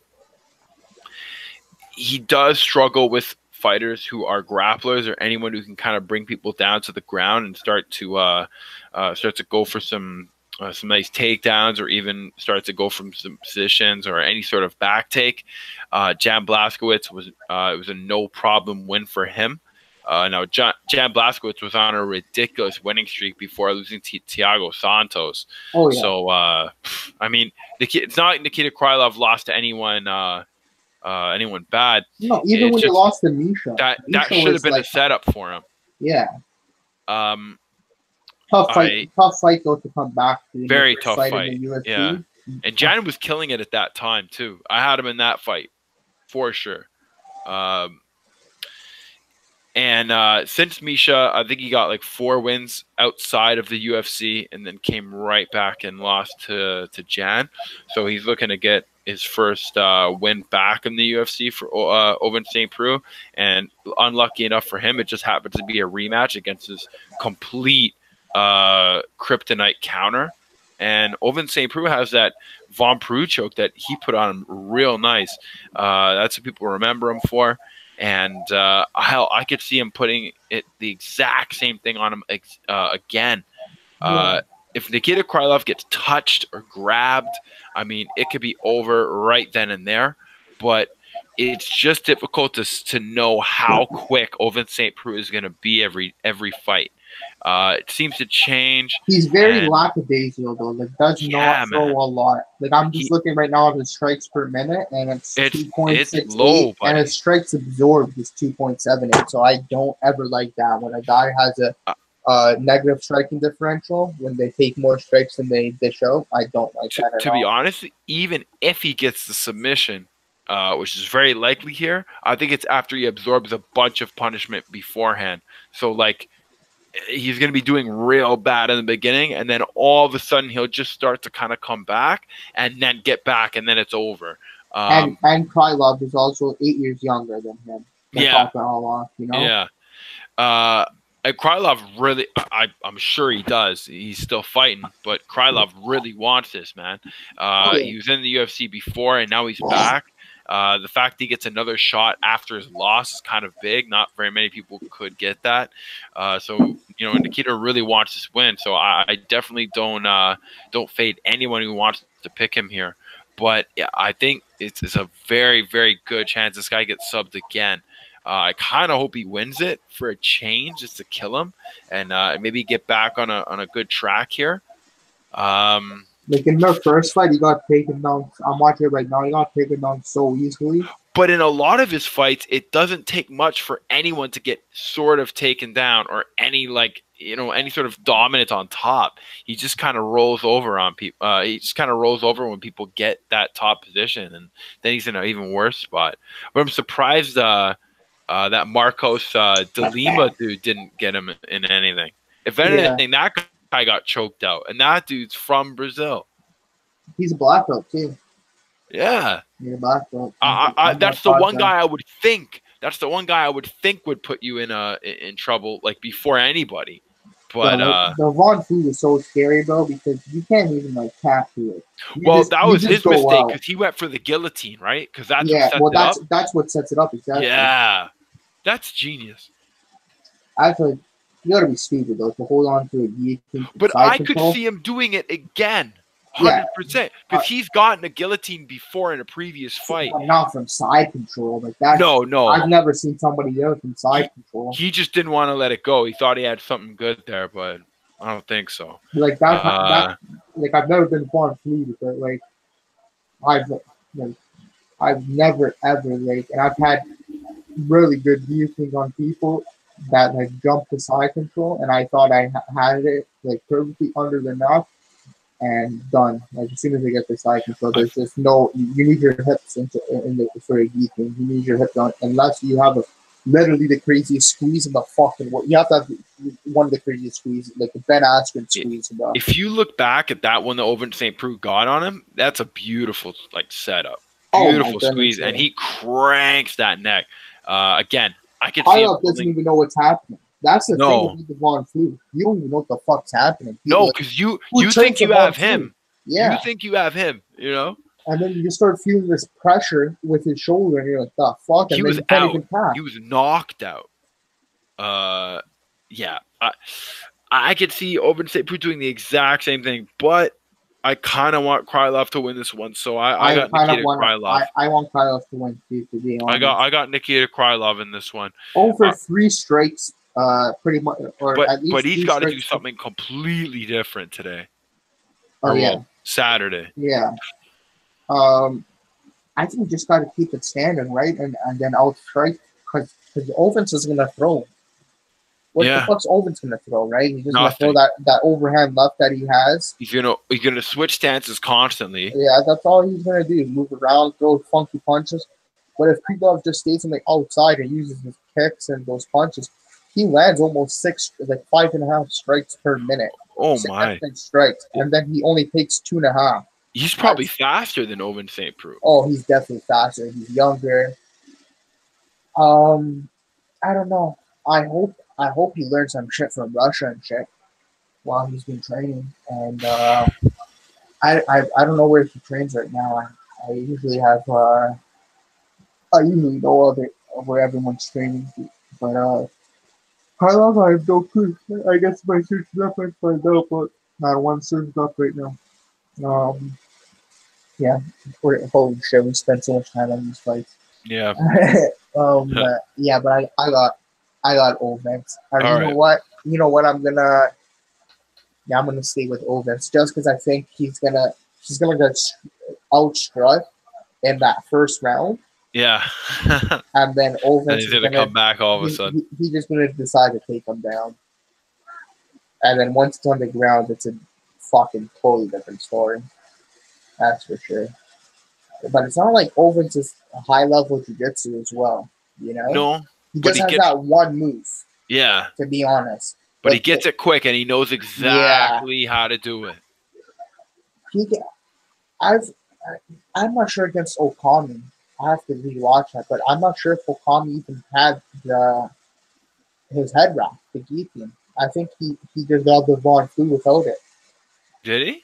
I think so. I have to check. Maybe. Oh no, I think you can't even get the Von Flue without it. I'm pretty sure because I think you have to have. It only works like that. I can't really describe it, but I think it only works with the guillotine going for. I don't know. That's why I'm a fucking white belt and shit. Yeah, but I got Ovens here. I think the wrestling might be too much for Nikita, but this is another fight I'm not confident in whatsoever. Our next fight is Alan Jouban to the white band. I'm gonna run through this super quickly. Yeah. I got the white grant by yeah, it's just that's my gut there. I got the white grant by knockout. Not a bad underdog play at plus 100 or whatever the fuck he was at. But could definitely use this fight being outstruck. Like Alan Jouban throws a lot of strikes off his feet, a lot of leg kicks, a lot of kicks in general, and pretty good jiu-jitsu, right? I think he's a brown belt in 10th Planet jiu-jitsu. So, but the only reason I don't fuck with 10th Planet is because, like, most of the 10th Planet jiu-jitsu guys are super comfortable to lay on their back and guard and kind of wait for you to make a mistake for them to do a move. There's, like, certain ones like Joe Martinez, Richie Martinez, yeah. Like, Grace Gundrum. Go watch Grace Gundrum's last jiu-jitsu match. It was, like, last week in Quintet. She fucked that Japanese girl up, bro. And Grace is like what, 12 years old? Shit. And she's like unreal. She hit a twister on the girl. Oh my god. Like she's fucked. She's gonna be unreal. When she's older, she's gonna be fucking crazy at jiu-jitsu. Like that's nuts. Like that. So like if you have that kind of guard where like it's like a Brian Ortega guard even where it's like really scary to play in your guard, that's different. But Jouban doesn't. I at least haven't seen him possess that kind of guard yet. Dwight Grant, and I had 5 units on. It's always always you guys will always hear me saying I had 5 units on this guy and it didn't come through. 5 units on Dwight Grant against Zach Otto, a fight he should have won. 100%. Oh, he should have won that fight. 100% should have won that fight. Zach Otto is a fucking scrub, like a absolute scrub. I think Zach Otto is. I think that was just Zach Otto's best fight he's ever had. You know what I mean? That or. And they gave it to him because of that. The Josh Bergman fight, maybe. Fuck, I don't even know. He's really bad, bro. He's so bad. Like when you get finished by Sage Northcutt and shit, like you gotta get it together, brother. Fuck, come on. And then he quits on the ground. Like I've never seen this from people where like you're just getting punched and instead of like I've seen people cover up when they're getting punched, but never just cover up and lay there and take the fucking beating, bro. That's what are you doing, bro? You gotta move around and shit. At least hip escape, shrimp out. Like cover up with some high hips. Get to your back, fight position. You're literally telling the ref you don't want to fight anymore. It's quitting right there. And he's done that 2 or 3 times already in the UFC. It's very embarrassing to watch. That's a guy Dwight Grant should have absolutely murdered. And Dwight Grant did not throw anything. He was just loading up on these punches. And he was just hoping to connect. He never connected. And then we saw when Dwight Grant fought. Who did he just fight? Carlo Pedersoli. Yeah. Didn't land a lot of strikes that whole fight either. Was pressuring a little bit. Didn't land a whole lot of strikes, and then last second of got a magic one. Gets this knockout and crazy knockout too. Lots of power in his hands. I like that Dwight trains at AKA. Only thing is, Dwight Grant's like fucking old already, bro. He's like 35 or 36. Like yes. And like this is like what his third UFC fight. Like that's fuck. Like he started training or he started fighting when he was like 33, I think, something like that. Like super late into his career. And like I'm never against guys like that. Like DC did that. Randy Couture, Dan Severn. You know, like there's some high quality guys who've done that. But I don't know. It's a hard fight for me to pick. Because I do think Dwight Grant's going to knock him off, but like Jouban's going to come out firing, and Dwight Grant's going to have to just counter him because like Jouban's going to be throwing way more strikes than Dwight Grant. Dwight Grant's not going to since his last fight he learned finally how to throw combinations. No, I think Jouban's going to do some damage on the feet, but he's going to get clipped at one point by Dwight Grant. And that might all be needs. I think what he's gonna need. You know, Jouban's super chinny, right? He's been dropped so many times. It's fucking unreal. That guy gets dropped nearly every fight now. Yeah, I'm with Dwight Grant here. Not confident at all in that one, though. And I don't think this fight. I guess they're hoping it's a knockout, but should not be on the main card. Should not be on the main card. There's way better. Like Frevola, Turner, I know they're too young. Put them on the main card instead, bro. Because at least it could go longer. If you want a real like even like Curtis Millender and Belal Muhammad, you know, that'd be a way better fight to put up. Come on, for sure, has to be. Or even like, I guess because they're flyweight, nobody wants to do that. But Hilton and Pantoja is going to be a good fight too. Yeah. But I can see what they're saying with they probably think it's going to be a knockout or something. So I do got Dwight Grant here. How about you, Gabe? I like how Alan Jouban throws some nice lead hooks in there, especially from his southpaw style. They're going to be a little bit different that Dwight Grant has to go through that. He likes to get that he has to get his cross over people's left hook, where this might be a little bit different. but he's got some great bob and weave moves. Good at punching and countering right back. Good at backing up, but then keeping people on the move as well. Always stepping ahead, and some great footwork.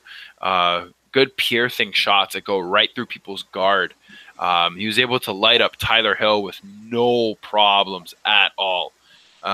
He just assaulted him all day, and he kept him just far enough that Tyler Hill just couldn't do very much till the second round where he got knocked out. He floors people when they want to go on the inside with him, or when they want to enter his zones. Alan Jouban really jumps in with that lead hook, especially his right hook. I actually think he lands a lot of these punches. It's just when he lands that right hook, he wants to stay in there for a few kicks and a few more other punches. He even clinches and goes for knees. But I think if he overstays his welcome too much, he could end up getting flatlined, very similar to Carlo Perdisoli in that fight. Yeah. I like how Jouban throws the triple kicks. He likes landing a lot of the same kick or knee in a row. And he has a chance to be hit after a lot of those kicks. He tends to bring his leg down and pause a little bit, especially after a big high kick. But he does have a really nice, decent push kick that works really well with his 1-2s and his jab right hooks that he can also double up and keep on the southpaw. I think Dwight Grant can kind of keep this standing, stay on good balanced footing, whereas Jouban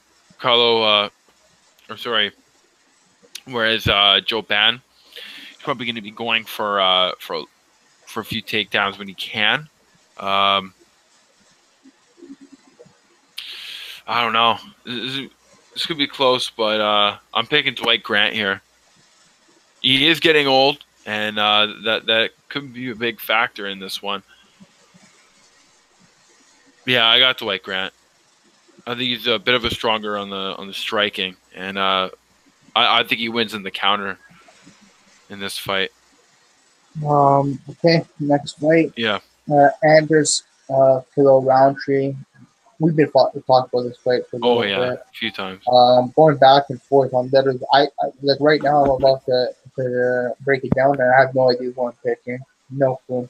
Mm-hmm. Like I want to pick Anders just because I think from what I saw against Thiago Santos was really bad. Like the guy gasped really hard, right? But also never really experienced that, I guess. And I did like that he was wrestling. I liked it.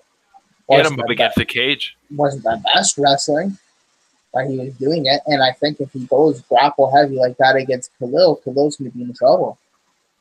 Like, we know how bad Khalil is on the ground, right? Like, really, like, go watch it. You want to see, like, literally one of the worst? Watch him against Andrew Sanchez. Andrew Sanchez is a 185 pounder, right? Absolutely mauls Khalil. Mauls him. Like, not even close. And, bro, you can hear Khalil's mom screaming in the background while he's getting pounded, and he's telling his mom to shut up. No way. Oh, man. Fucking funny. That'd be the same shit with my mom, bro. I hear her screaming. Shut up, please. I'm trying to fight, bro. Relax. Give me a minute. Yeah, let me fight. Yeah. Khalil definitely has the power. Like, bro, I always give Khalil the power advantage.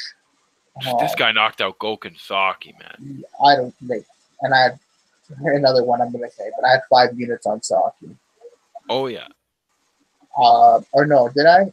Wait, I probably did, to be honest. I think a lot of people did. I had 5 units on him against Enrique Silva. And then I think I put 5 units on him against Rountree as well. Moments positive. Bad play that was. Kickboxing like that doesn't always work in the UFC. unless you're Israel Adesanya, then it works. But yeah, fucking tough fight to call. Both guys are pretty hesitant when throwing, but both have that power, right? Headers could definitely knock out Rountree. I'm just saying Rountree, I think, has the more power. That's completely subjective to my own opinion, though. I have no proof on that who has more power. But just from seeing them both, like Khalil's a guy who carried around 350 pounds of weight or 300 pounds, whatever the fuck he weighed, for a long time since he was like in his teenage years. The whole reason he got into MMA was to lose weight. Oh.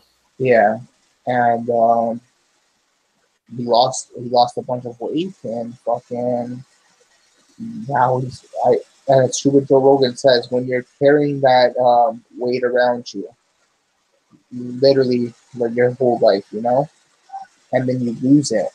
You know how strong you are from carrying that extra weight? Yeah. You're strong, bro. And yeah, I think he can have a lot of the power. I'm already going on about this fight too long. I'm saying the same shit over and over. I think it's going to be a striking battle, to be honest. But if Anders does choose to grapple, he has a grappling advantage, in my opinion. He's another guy who wrestled in high school, I believe, and has trained with Brazil last year before the Machida fight. Yeah, before the Machida fight, he was training in Brazil because we talked to him last year, didn't we? Yeah. Or the year before, I don't remember. But when we talked to him, he was training, but he was in Brazil. So he was and he was training with Gorky Yamauchi, who's unreal. If you guys don't know Gorky Yamauchi from Bellator, that guy is like unbelievable. Like, you guys want to see like high level grappling, go look at that guy. Would do very well in the UFC, in my opinion. Very well in the UFC. He's much like but he's a better version, in my opinion, of like a Damian. But Damian Maia is so old school that it works. Yeah. Like, it still works so well. But Yamauchi is like so scary wherever the fight goes, and if it's on the floor, like on his back, he's so scary, bro. He gets these sweeps on you and everything. He's legit. But yeah, that's you, and you guys can say whatever you want. Like, Goldie's 155, and there's his fucking fighting at 205, right? That's a 50-pound difference. But like, Goldie definitely taught him a lot, and it was Goldie's dad or uncle that was also training with Anders a lot. And I think Anders is already with a blue or purple belt as well. Definitely higher than Khalil. That's all I know. Has to be higher than Khalil. So if we're talking grappling based, I do think Anders is going to be able to control the fight a lot. It's going to be based. Like, I don't see him hitting takedowns from the open or anything like that. But I do see him against the cage, doing damage like that, doing damage against the cage, little clinch strikes, shit like that, to get his win there. But if there's just strike in the middle, I can literally see this fight being very boring, guys. Like, really boring. Both looking in the mirror, throwing out the jab, trying to reach, and then throwing the overhand to try and connect. That's what I think's gonna happen, to be honest. But I'm gonna go with Anders here. I just hope. I hope we get a stand-up fight. But if Anders is gonna win, I think he's gonna choose to be smart and use the wrestling. And I personally love Anders.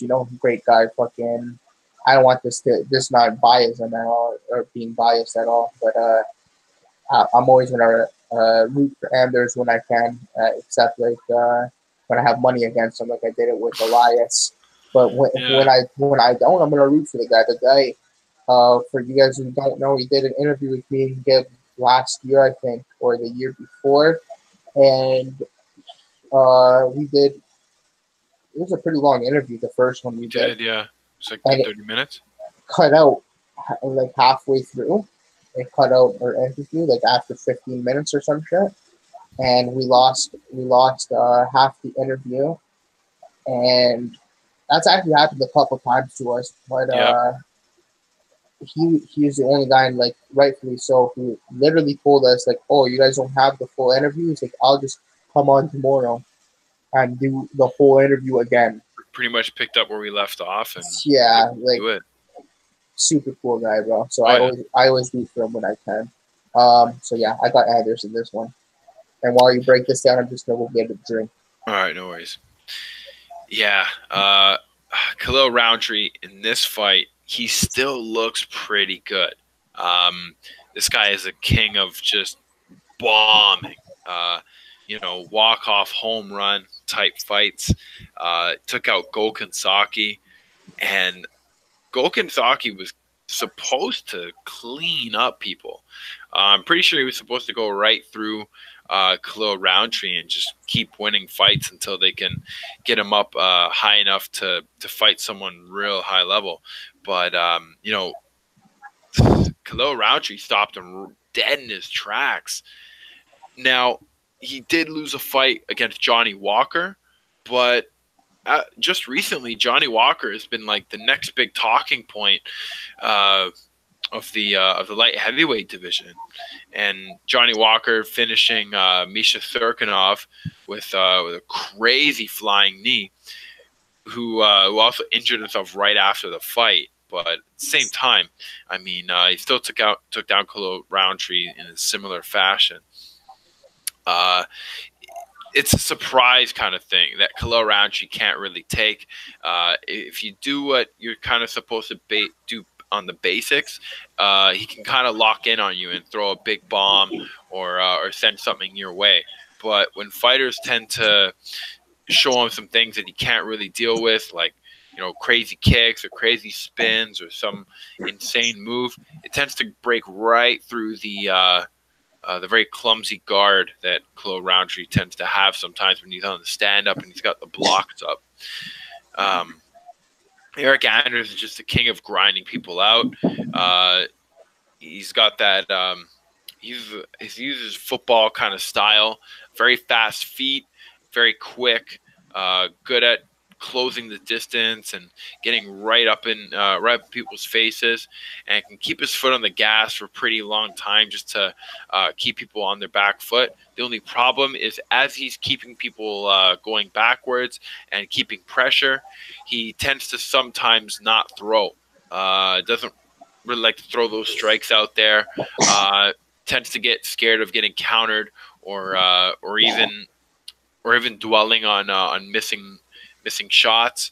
I think when Eric Anders starts getting people into spots where he is comfortable, like up against the fence, he can start to really bully people, and he starts to bulldoze people around. And I think if he can get Khalil Rountree to the ground, it can be very, very difficult for him, because Khalil Rountree just does not do very good in those places.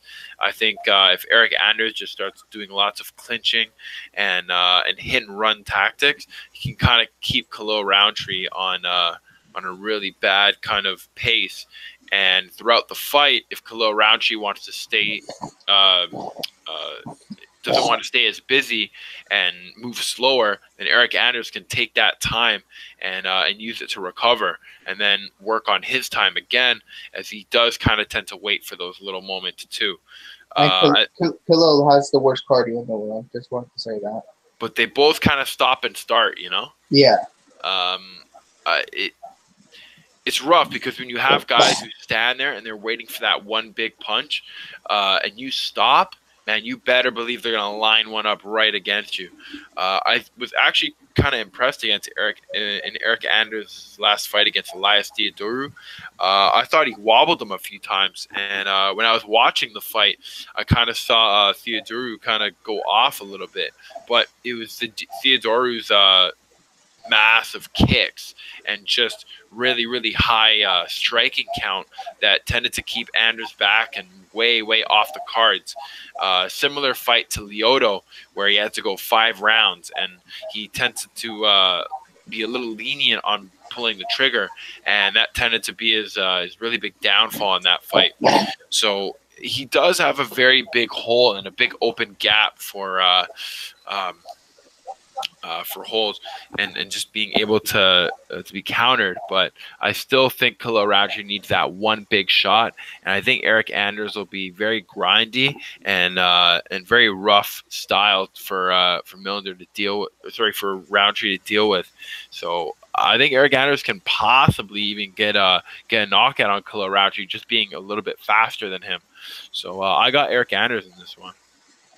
Okay. Our co-main event, first title on the line, we got Israel, the last Stylebender Adesanya, taking on Calvin Gastelum.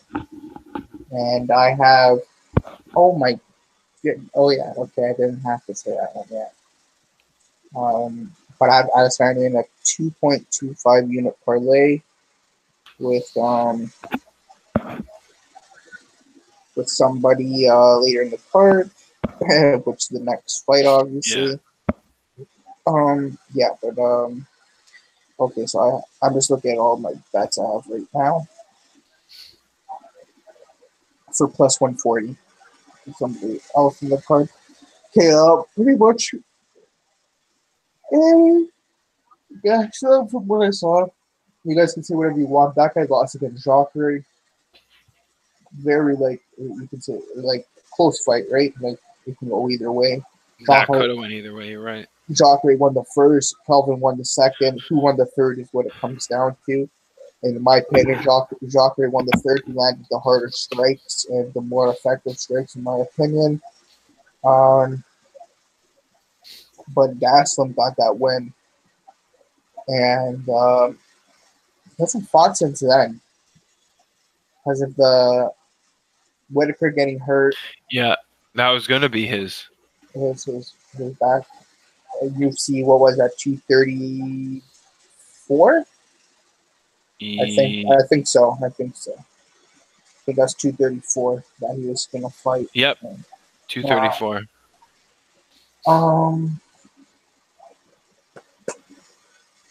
I don't like what he was doing against Joffrey, and he does it against Bisbane. Everyone he's fought as of lately, he's changed his stance completely. Gastelum used to be a guy who had like a really fundamental boxing stance, like the 1-2 guard, basic guard. It didn't have it too open or anything. That definitely didn't have his hands down. Now he has his hands down, and it's kind of like a karate kind of thing. I don't know, but he fights with his hands down. Buddy, just the punches he throws and shit. He's got crisp boxing. He doesn't throw any kicks. You're gonna have to bring that. And he's an okay wrestler, right? He's pretty good. Yeah. He's a pretty good grappler. I think he's a black belt in jiu-jitsu. And pretty sure he's a black belt or at least a brown belt under Eddie Bravo and 10th Planet as well. He's got heavy hands. The kid's got legit heavy hands. And he's going into the 185-pound weight class. Like when he first came in, we can tell he was a little bit smaller than like Ted Kennedy and shit like this. The guy's been putting on major muscle as of late, for sure, 100%. And he looks legit, like a guy who can go probably 5 rounds. But you gotta have something special if you're gonna beat Adesanya on the feet. You gotta be like another level. I legit, and you guys can say whatever you want. That's the best striker in the UFC, in my opinion. You go watch his fight against Anderson Silva. When he goes to the leg, and shout out to Technical Tim. You guys gotta give him a follow. He's a new he's pretty new on Twitter, and he just started doing YouTube videos literally not too long ago. Really breaks down fights really well. From most of the time, it's a grappling standpoint but like when it's a grappling match, but that guy knows his fucking shit. Especially he's been wrestling for like 20 years or something apparently. So shout out Technical Tim. But he said, when I'm shouting out, Tim just got a free fucking thing right there. Free shout out. It wasn't even Tim who posted this. It was Marshall Martin who reviews UFC games. But he posted about Israel and Anderson Silva, and a clip of Adesanya. Like, how are you gonna do this, bro? He lands to the legs, to the body, to the head, in like what, 5 seconds? Oh shit! The fuck are you gonna block that? You don't even know when this guy's throwing. He's throwing the same kick that hit your leg, and at the same time he's throwing a leg kick. He's throwing a cross, so one of them's gonna fucking hit you. And then after he throws a kick to the body as well, finish it. And he's throwing shit like this the whole time. Very calculated. Doesn't take a lot of risks with his striking. Waits for the right move, bang. Waits for this, bang.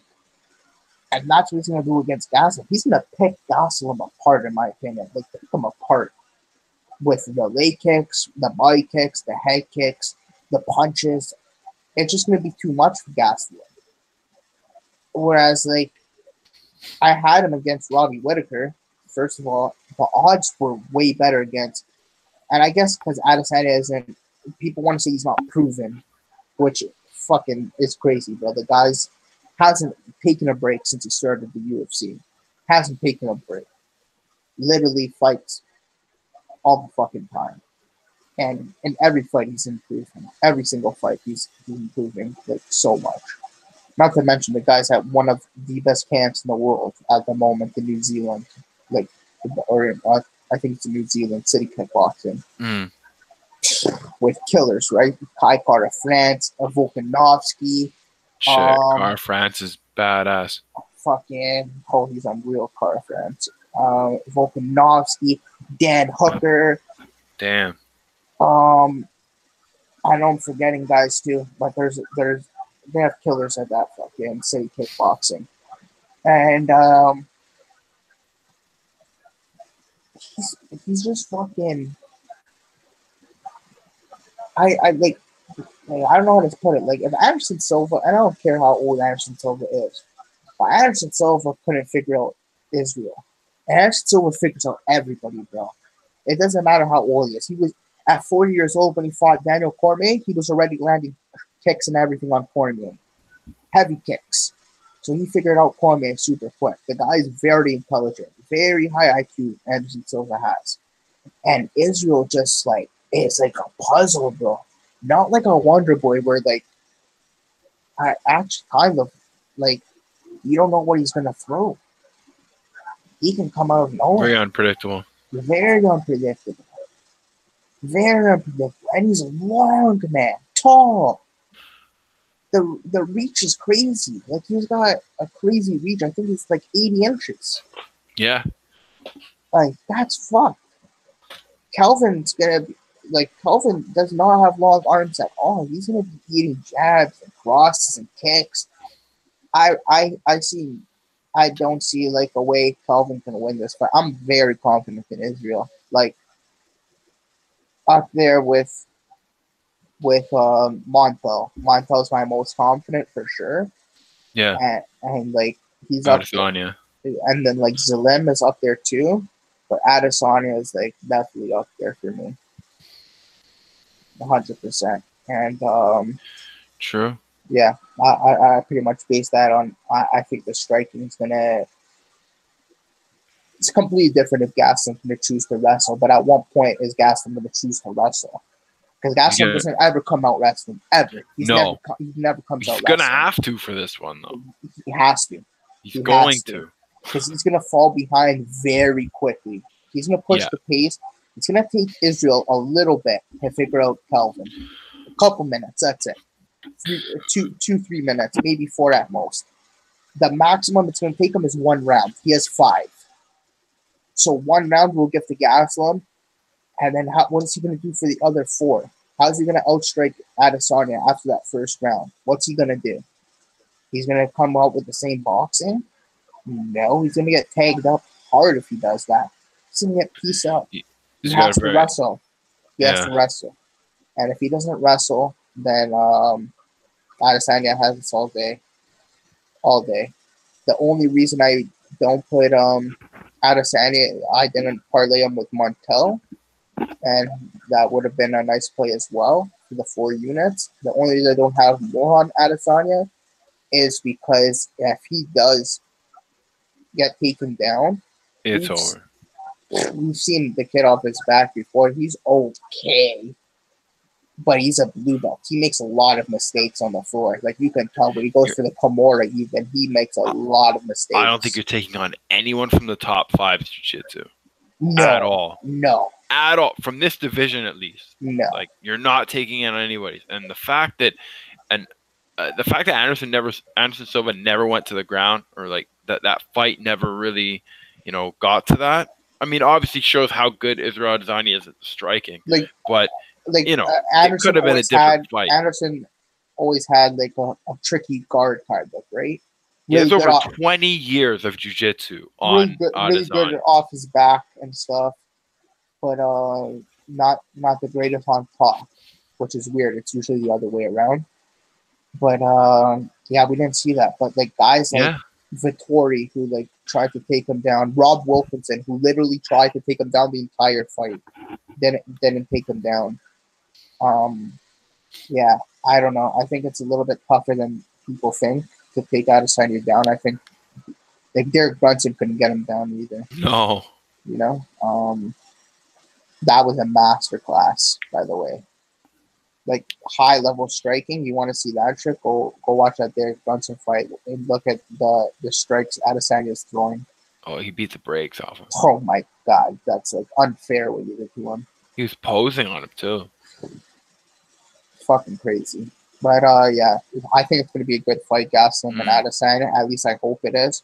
Yeah, I do think Adesanya is gonna get the better Gastelum. I don't see a knockout happening. To be completely honest, it could happen. Fucking Adesanya is ridiculous. The guy could throw a head kick out of nowhere and land, right? Same with Gastelum. Gastelum's got heavy hands. Yeah. Heavy hands. If he lands on Adesanya clean, Adesanya can get knocked the fuck out. I don't care who you are. That punch that he landed on Bisping would knock out almost anyone. And yeah, I got Adesanya at 2.25 minutes. Somebody later in the card. Okay. You know what? And this might just be to be different, but at the same time, I kind of had this even going into the research of the fights. I got Calvin Gastelum. Calvin Gastelum, he might have that very predictable overhand right that everybody who fights Calvin Gastelum sees coming. But does he fire this thing at different speeds? Does he like change it up? Man, he does everything to it. I think this guy is a master of the overhand right. He seems to switch it up just enough to land. He has a very old fight against Tyron Woodley. I really like. He loses that fight by split decision, and he even loses the fight with against Neil Magny by split decision as well. But in that Tyron Woodley fight, he throws so many good overhand rights. And even though they do miss, he makes proper adjustments and kind of starts to loop them differently and just starts to kind of tool it. I think he really has that right hand pretty focused. And he had that working against Souza.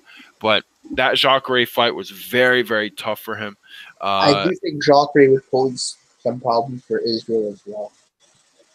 If he fought Adesanya, like Jacare gets a hold of Adesanya, it's fucking game over. But his striking, like you said, is atrocious. It's so bad. It's out the window. That's where Adesanya would, Adesanya would light him up on the. I think that's what Adesanya would kill him, like murder him before he even. I think Jacare would shoot so fast for a takedown though. Like he probably would.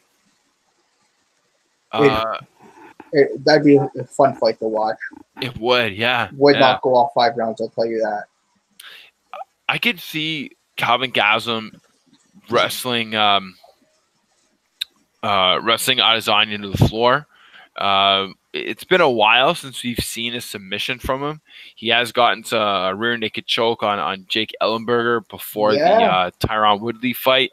But, I mean, as of recently, it's really only been punches and just knockouts. And I don't think he knocks Adesanya out in this because, if you want to trade with that guy, I just don't think he'll be in the spots that you want him to be to land those big shots that you need.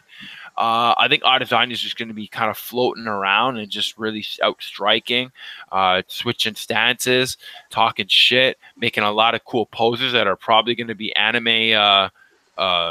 What's it called? Like add anime effects to them later on Instagram.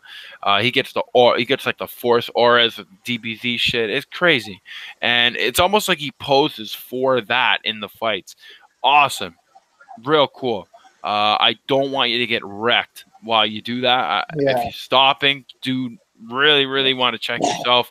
This guy is a top 5 guy. Calvin Gastelum also got a really nice little vacation since that Robert Whittaker fight, whereas Adesanya had to headline that one. He's taken 2 months off since that, so shit, he's definitely still ready. But I don't know, man. I think we see Adesanya in a very rough fight. If he doesn't win it, I think it's a very rough fight for him. Yeah. Like, I'm telling you the truth. If Calvin decides to grapple, like, Israel's in for a long night, man. At the moment, the only way Adesanya wins is on the striking. So either a decision. Yeah, but the only way Calvin wins is on the ground. Either a decision or he knocks him out in like the 3rd or 4th. But like I said, man, Calvin Gastelum is going to be constantly stopping and starting. He's going to be constantly chasing. He's going to be cutting the ring off. And he's going to look to get Adesanya in a corner. And once he does, he's going to sprint for that takedown if he isn't already doing it in the very beginning. Yeah, I got Calvin Gastelum in this. I think he takes him down, and it makes his day real horrible from there. Yeah, I can, like, if he does decide to go that route with the grappling, I can see it being a problem for Israel for sure. Hopefully Israel's, like, knows that, obviously. Like, I'm pretty sure Israel, like, every day he's been training jiu-jitsu. Has to be. Like, his striking's top quality. He doesn't really need to polish that up too much, you know? He's gotta work on that ground game. That's it. But at, like, what is he, 16-0, 17-0? I think he's 16-0. He's ridiculous, man. He's really good. Yeah. Like, at every fight of him, someone's doubt. Like, people are always doubting this guy. Like, in the Rob Wilkinson fight, they're like, oh, he doesn't deserve to be that high of minus 300, bro. Go look what the fuck he did, man.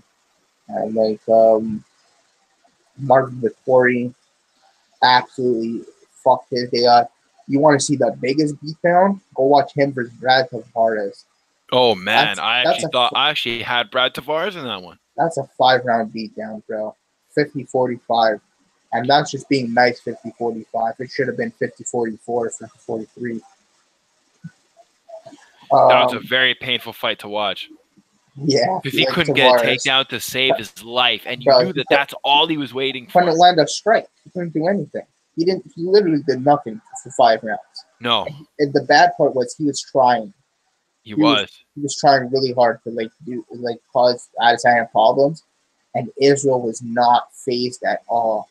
And Israel even said, like, yeah, I could have finished him probably and shit. Like, it would have been cool to finish him, but he's like, I wanted to show everyone, like, I can more than go all 5 rounds. And he showed that. Israel could have went 10 rounds in that fight. So I don't think the gas tank's going to be a problem here at all. I have Israel 2.25 units, and you got Calvin there. Yeah. Which brings us to our main event of the evening. Finally, we've been here for over 2.5 hours. Jeez.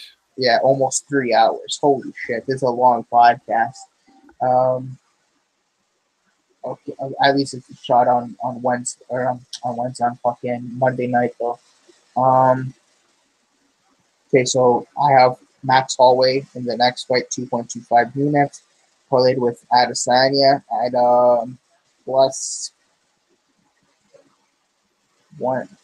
I just said it not too long ago. Okay, I'm fucking retarded. +140. I thought it was +170. +140. Okay. Yeah.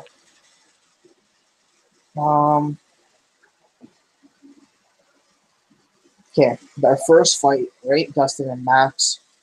That was Max's first fight in the UFC. He was 4-0. He was a white belt in jiu-jitsu. no wrestling whatsoever. Small, not big at 145 at all, just lanky. Super green, who's what, 20 years old. And fought Dustin, who was also young at the time, but I'd say more advanced. Definitely had jiu-jitsu under his belt already. Was a pretty good wrestler and a decent striker as well. Max was landing on him in the striking. And this is when Max was 20 years old. Max was landing on him, being the aggressor, pushing forward, landing these 6 strikes, landing these kicks, these punches, everything. And then Dustin was like, "Fuck this shit! I'm gonna grapple." And then he took Max down. He ended up subbing him with different transitions, right? Like, and Max's game is fucked. He didn't tap out from that initial armbar, and that armbar was deep, guys. And he got out of that, and then he got the triangle. He got the triangle and then switched it to the mounted triangle. My God, that's a crazy sequence. And then still didn't tap out, so he had to go straight armbar. So yeah, that's what I was about to say too. Crazy sequence. So Dustin already had at that time. Dustin already had crazy jiu-jitsu.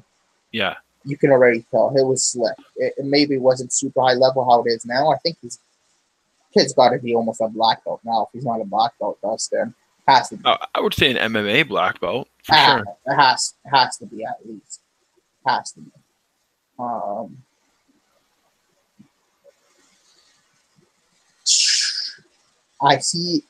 And I do have this fight going all 5 rounds at plus 200, parlayed with Boston Salmon and Belal Muhammad for 0.75 units. I played that as well. Yeah, I think it's like, I think that play is like plus 876.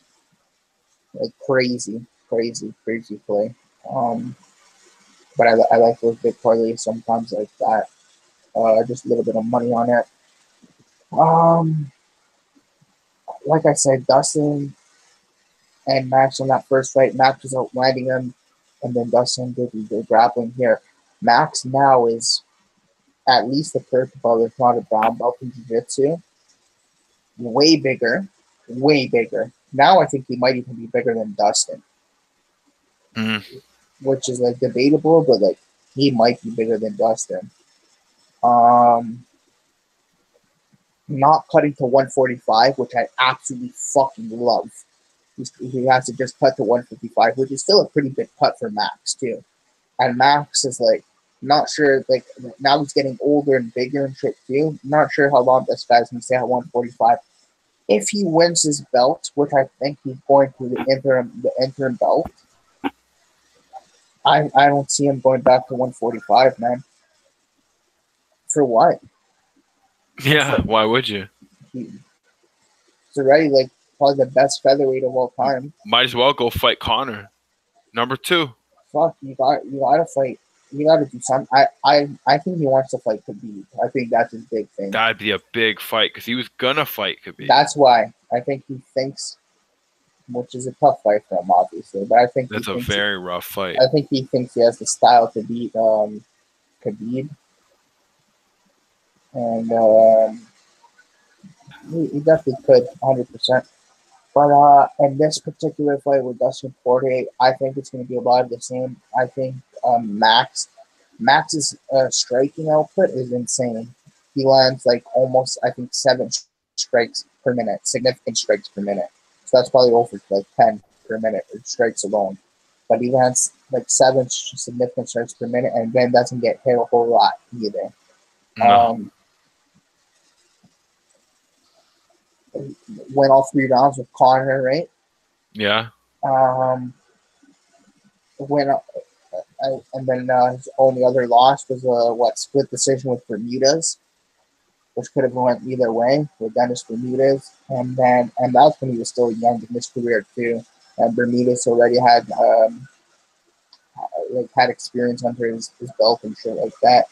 And then the only time he's been finished was by Dustin. And that was, like I said, his first fight in UFC as a white belt. Now the kid's got wrestling. He's bigger, like I said. He's much better.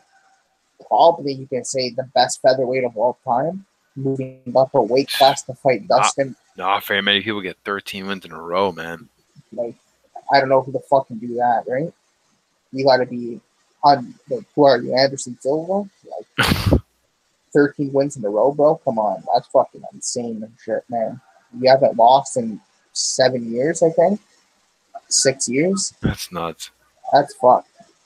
That's fucking crazy, bro. Yeah, his last loss was Connor, no? Yeah. I think that's his only loss, man. Not his only. He lost against Dustin and. No, before that, yeah. But Connor was his most recent loss, exactly. And that was what, 2014, 2013? Nuts. That's crazy. Yeah, man. I just think he's very, very high level. From what I saw in the Ortega fight was unbelievable, man. Unreal. Like, you knew it was gonna be like a battle like that, like or Max it definitely could have been a one-sided thing like that, but not to that extent. The Max is just fucking peppering him up, like really bad, like making Ortega look like he doesn't even belong in there, bro. At some points, Ortega was landing on Max. Don't get me wrong, 100%. But like, oh my gosh! At that one point in the fourth round where Max hits him with the 1-2, and then he shows Ortega how to block it. Oh yeah! Are you kidding me? He hits him with the 1-2, and then it grabs Ortega's hand and says, "You got to block it here and then here." I don't know if that was him being disrespectful or him like being courteous and like fucking. I think that's a little bit of both. Yeah, it's like a Hawaiian thing. But man, I love it. That was the most savage thing I've ever seen. You're about to knock someone the fuck out. You're telling them how to block the punch. Oh my god. Dustin. To me, Dustin has a grappling advantage, so that's where this lies. But Max's takedown defense has improved like crazy since he's fought Dustin the first time. Like that Max. And even Holloway said like he would actually fucking kill that Max Holloway. Like literally, he would kill him inside the octagon if he fought the Max Holloway when he was 20 years old.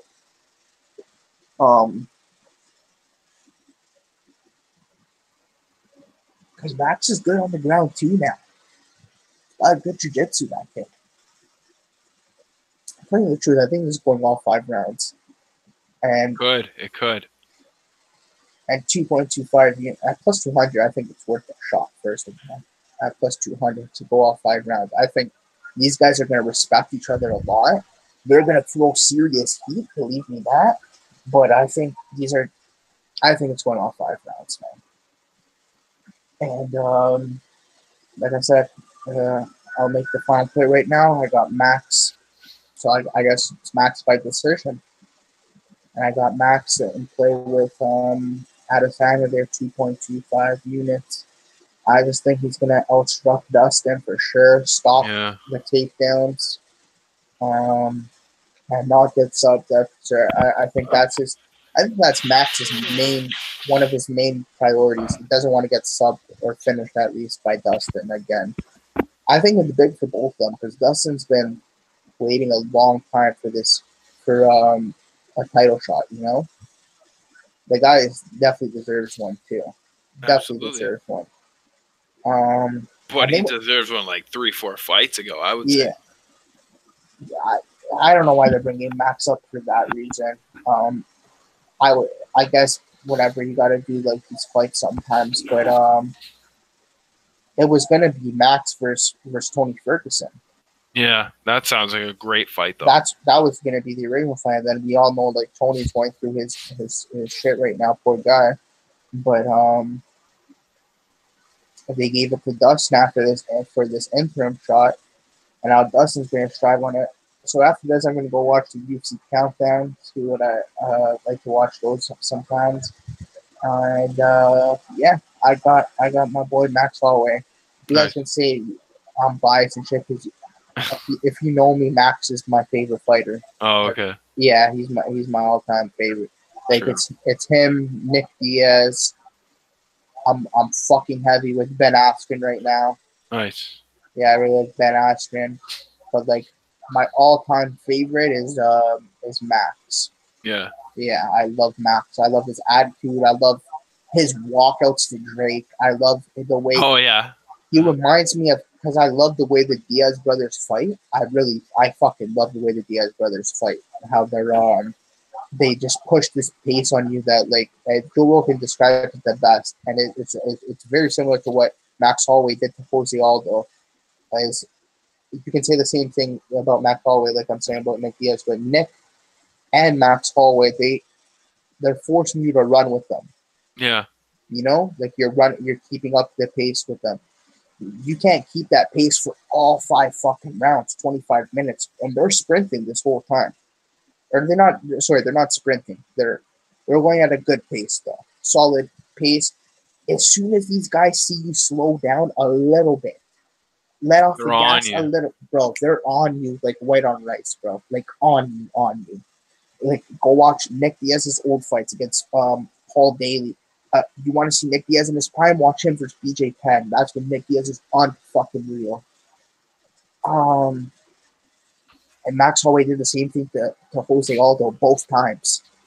Got him in that brawl, exchanged with him. That pissed Jose Aldo off a Yeah, lot because you could pace. tell he thought the first fight was a fluke, and he even says it to an interview in Portuguese, but it was so broken that you could barely hear it.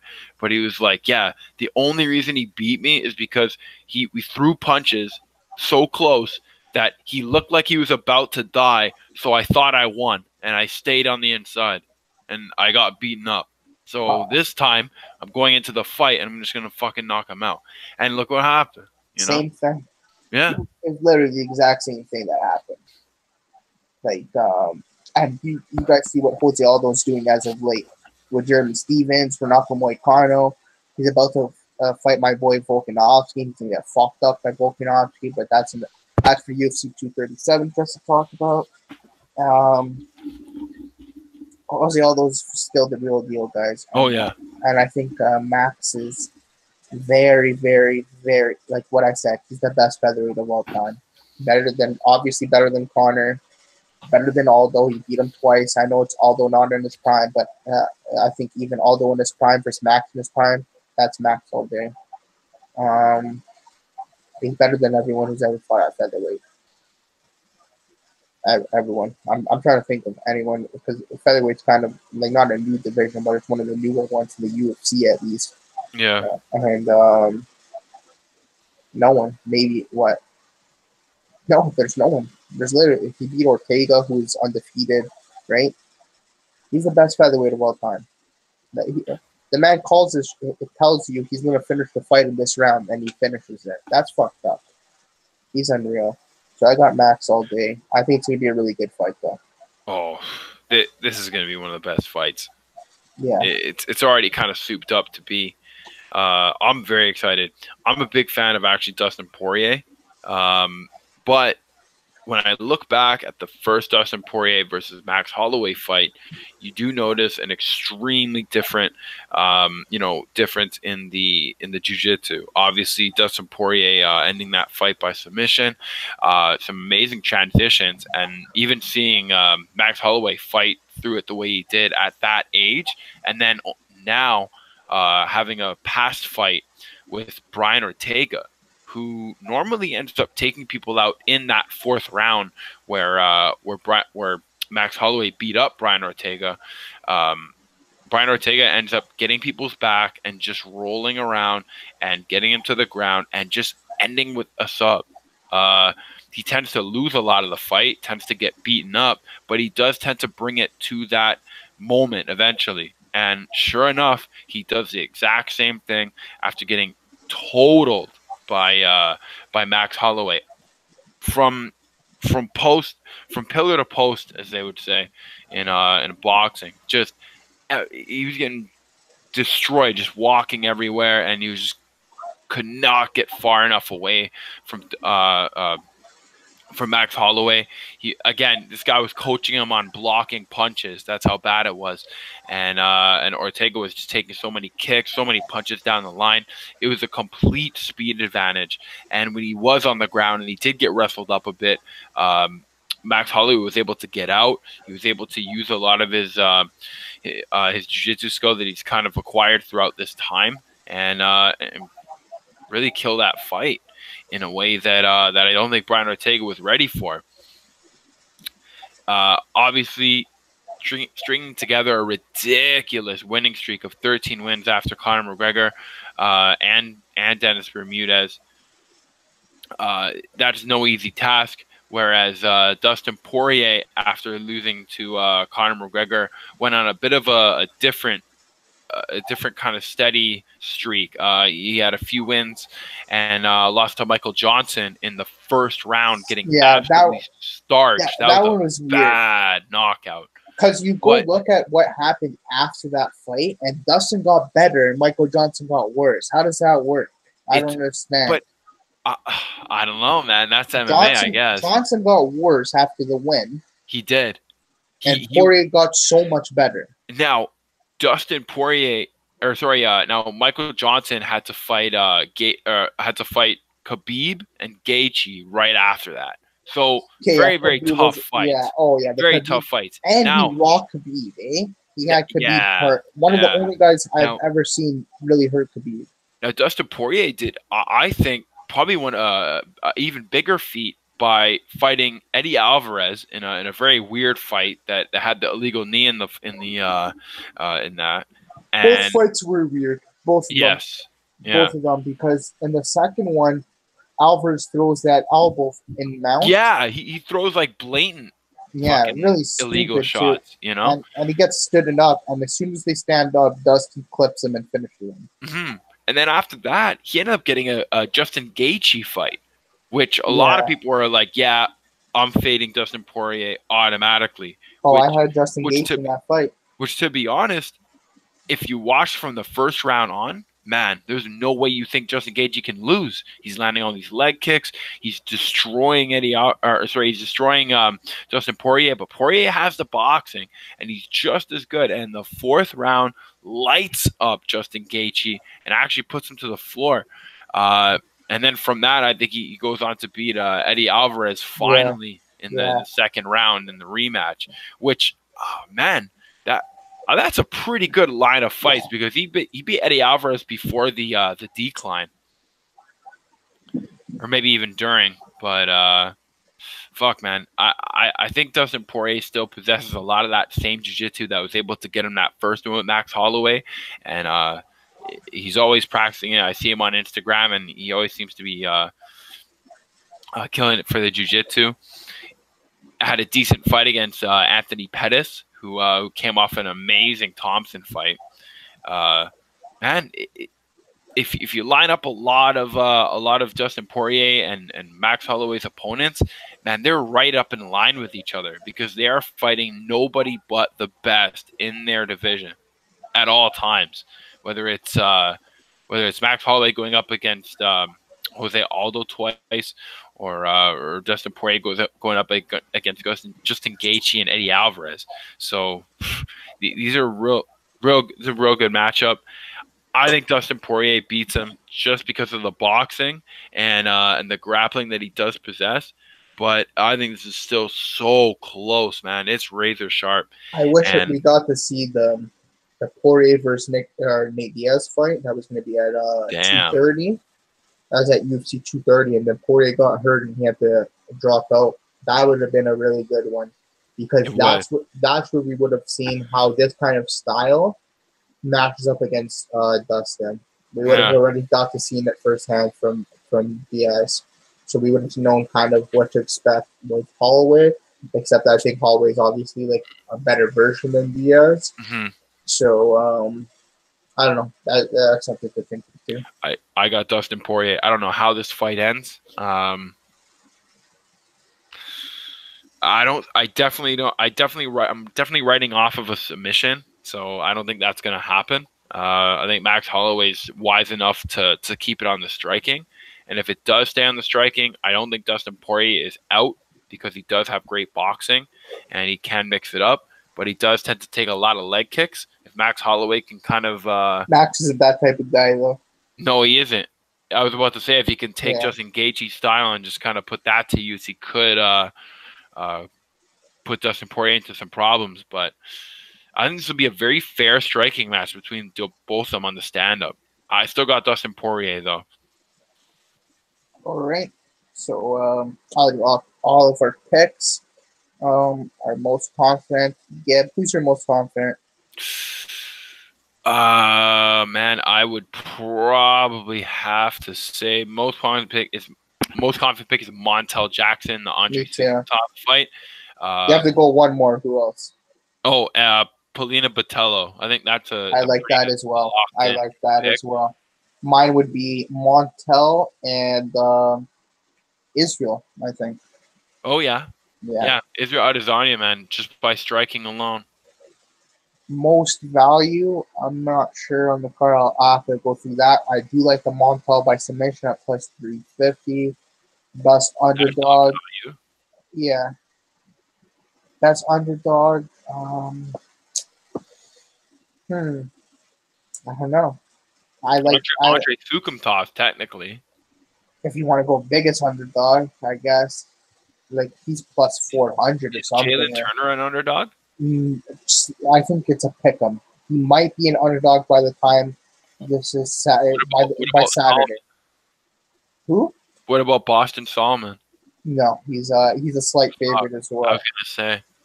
Yeah, I'm thinking of. I guess Dwight Grant. I don't know. Yeah, maybe you could pick Jouban or Grant, whichever one. Yeah, Grant. I think Grant's still the underdog. I think so. Yeah, and then I'll drop everything else. Me and Gib haven't made our DK lineups yet because DraftKings haven't put out any of the salaries. Actually, they did. Did they today? Yeah, I just noticed. I made mine now. Yeah. Oh wow! So who I'll send you that one off. I got Anders, Bothelo, Calvin Gastelum, Andre Pantoja, Dustin Poirier, and Jalen Turner. And another one I have, which is very similar. It's Montel Jackson with Calvin Gastelum as well. Anders, Belal Muhammad, Pantoja, and Poirier. So I only really switched out 2 for that one. Oh man, I'm looking at these salaries right now. These are fucked. Dude, they have Anders 9,000, man. What the It's a weird pick. But Jackson is 9,400, which is kind of makes sense. But. Oh, you got to go with Khalil then. At what is he? 7,000. You have to at 7,200. You got to go with Khalil. Even bro, I'm not fucking with Poirier, but Poirier's $7,000, 7,100. 7-1. That's nuts. There's a couple nice guys here. I like Frevola. I'm gonna make it's a good pick if that's what you're. If you're going for like the lower guys to try and fill it up, and then you go Adesanya should get some nice strikes in. There's some nice plays. I'll fill out mine and then I'll put it here. But yeah, I'll have to just rewatch here to do yours. Just actually text me it after. I will. And then yeah, I'll put all our picks and everything like that. Our most confident, and then everything will be in the description with timestamps and all that good stuff. So I know this was a super long podcast. I think 3 hours. Holy shit! This might be our longest one ever. Thanks for sticking with this one. I love you guys for watching this. Shout out to whoever watches. Tweet me if you watch this. Tweet at the QP podcast. Say you watch the entire thing and fucking I'll shout you out right away. Yeah, man, let's get this cash. Let's watch these good fights and all that stuff this Saturday. We'll be back the following week for St. Petersburg, UFC Russia. Yeah, I think it's it's your boy. We didn't get to talk about it. Your boy, Olynyk. Olynyk, and he's over Alistair, man. Shit. Yeah, that's your boy. Yeah. Fuck, that's a good one. I think Alistair's gonna fucking murder him, but hey, I think that literally everyone's gonna murder Olynyk. I feed this guy nonstop. It's fuck. I hope he beats Overeem and retires. That'd be amazing. That'd be crazy. But there's a short notice too. I don't know. I think Overeem was. We'll talk about it next week. But Overeem was fucking Abu Dhabi champion, bro. There's no way to, right? He can't get subs. Fuck. I hope not. I really hope he. If I see this motherfucker hit the Ezekiel choke from Mount one more time, I'm gonna puke. I hope he does. He's unreal with that choke. Holy shit. The monster. Yeah. Yeah, so we'll be working that down next week. Really fun fights on that card. Really fun fights. I love when they go to Russia. Last year where they went fucking awesome fights. This year they get really good fights too. And then the following week we have Jack Hermanson and Jacare, another good fight. Really good fights for fucking the next couple months here, guys. It's pretty much every week in the UFC now. We're gonna be going for like I think 7 straight weeks. So yeah, let's enjoy these fights, guys. Everything will be in the description below. Thanks for sticking by us. It will never be this long again for our podcast, but when me and Gib are both, I don't know if you smoked any weed today, but when I don't smoke weed for a long time and then I smoke, I talk like it's my fucking obligation, like I'm a fucking attorney or something. So that's why this one was super long. And me and Gib, you already know we like to get into it. We spend fucking 30 minutes on a fight sometimes. But thanks for sticking by us. We love you guys. This was the QP podcast, UFC 236. Love you guys. Peace out. So much. Have a good one. I like doing that at the perfect time. I've never perfectly done it. I need to do it perfect. I'm going to go like this and then stop it. Okay. Yeah.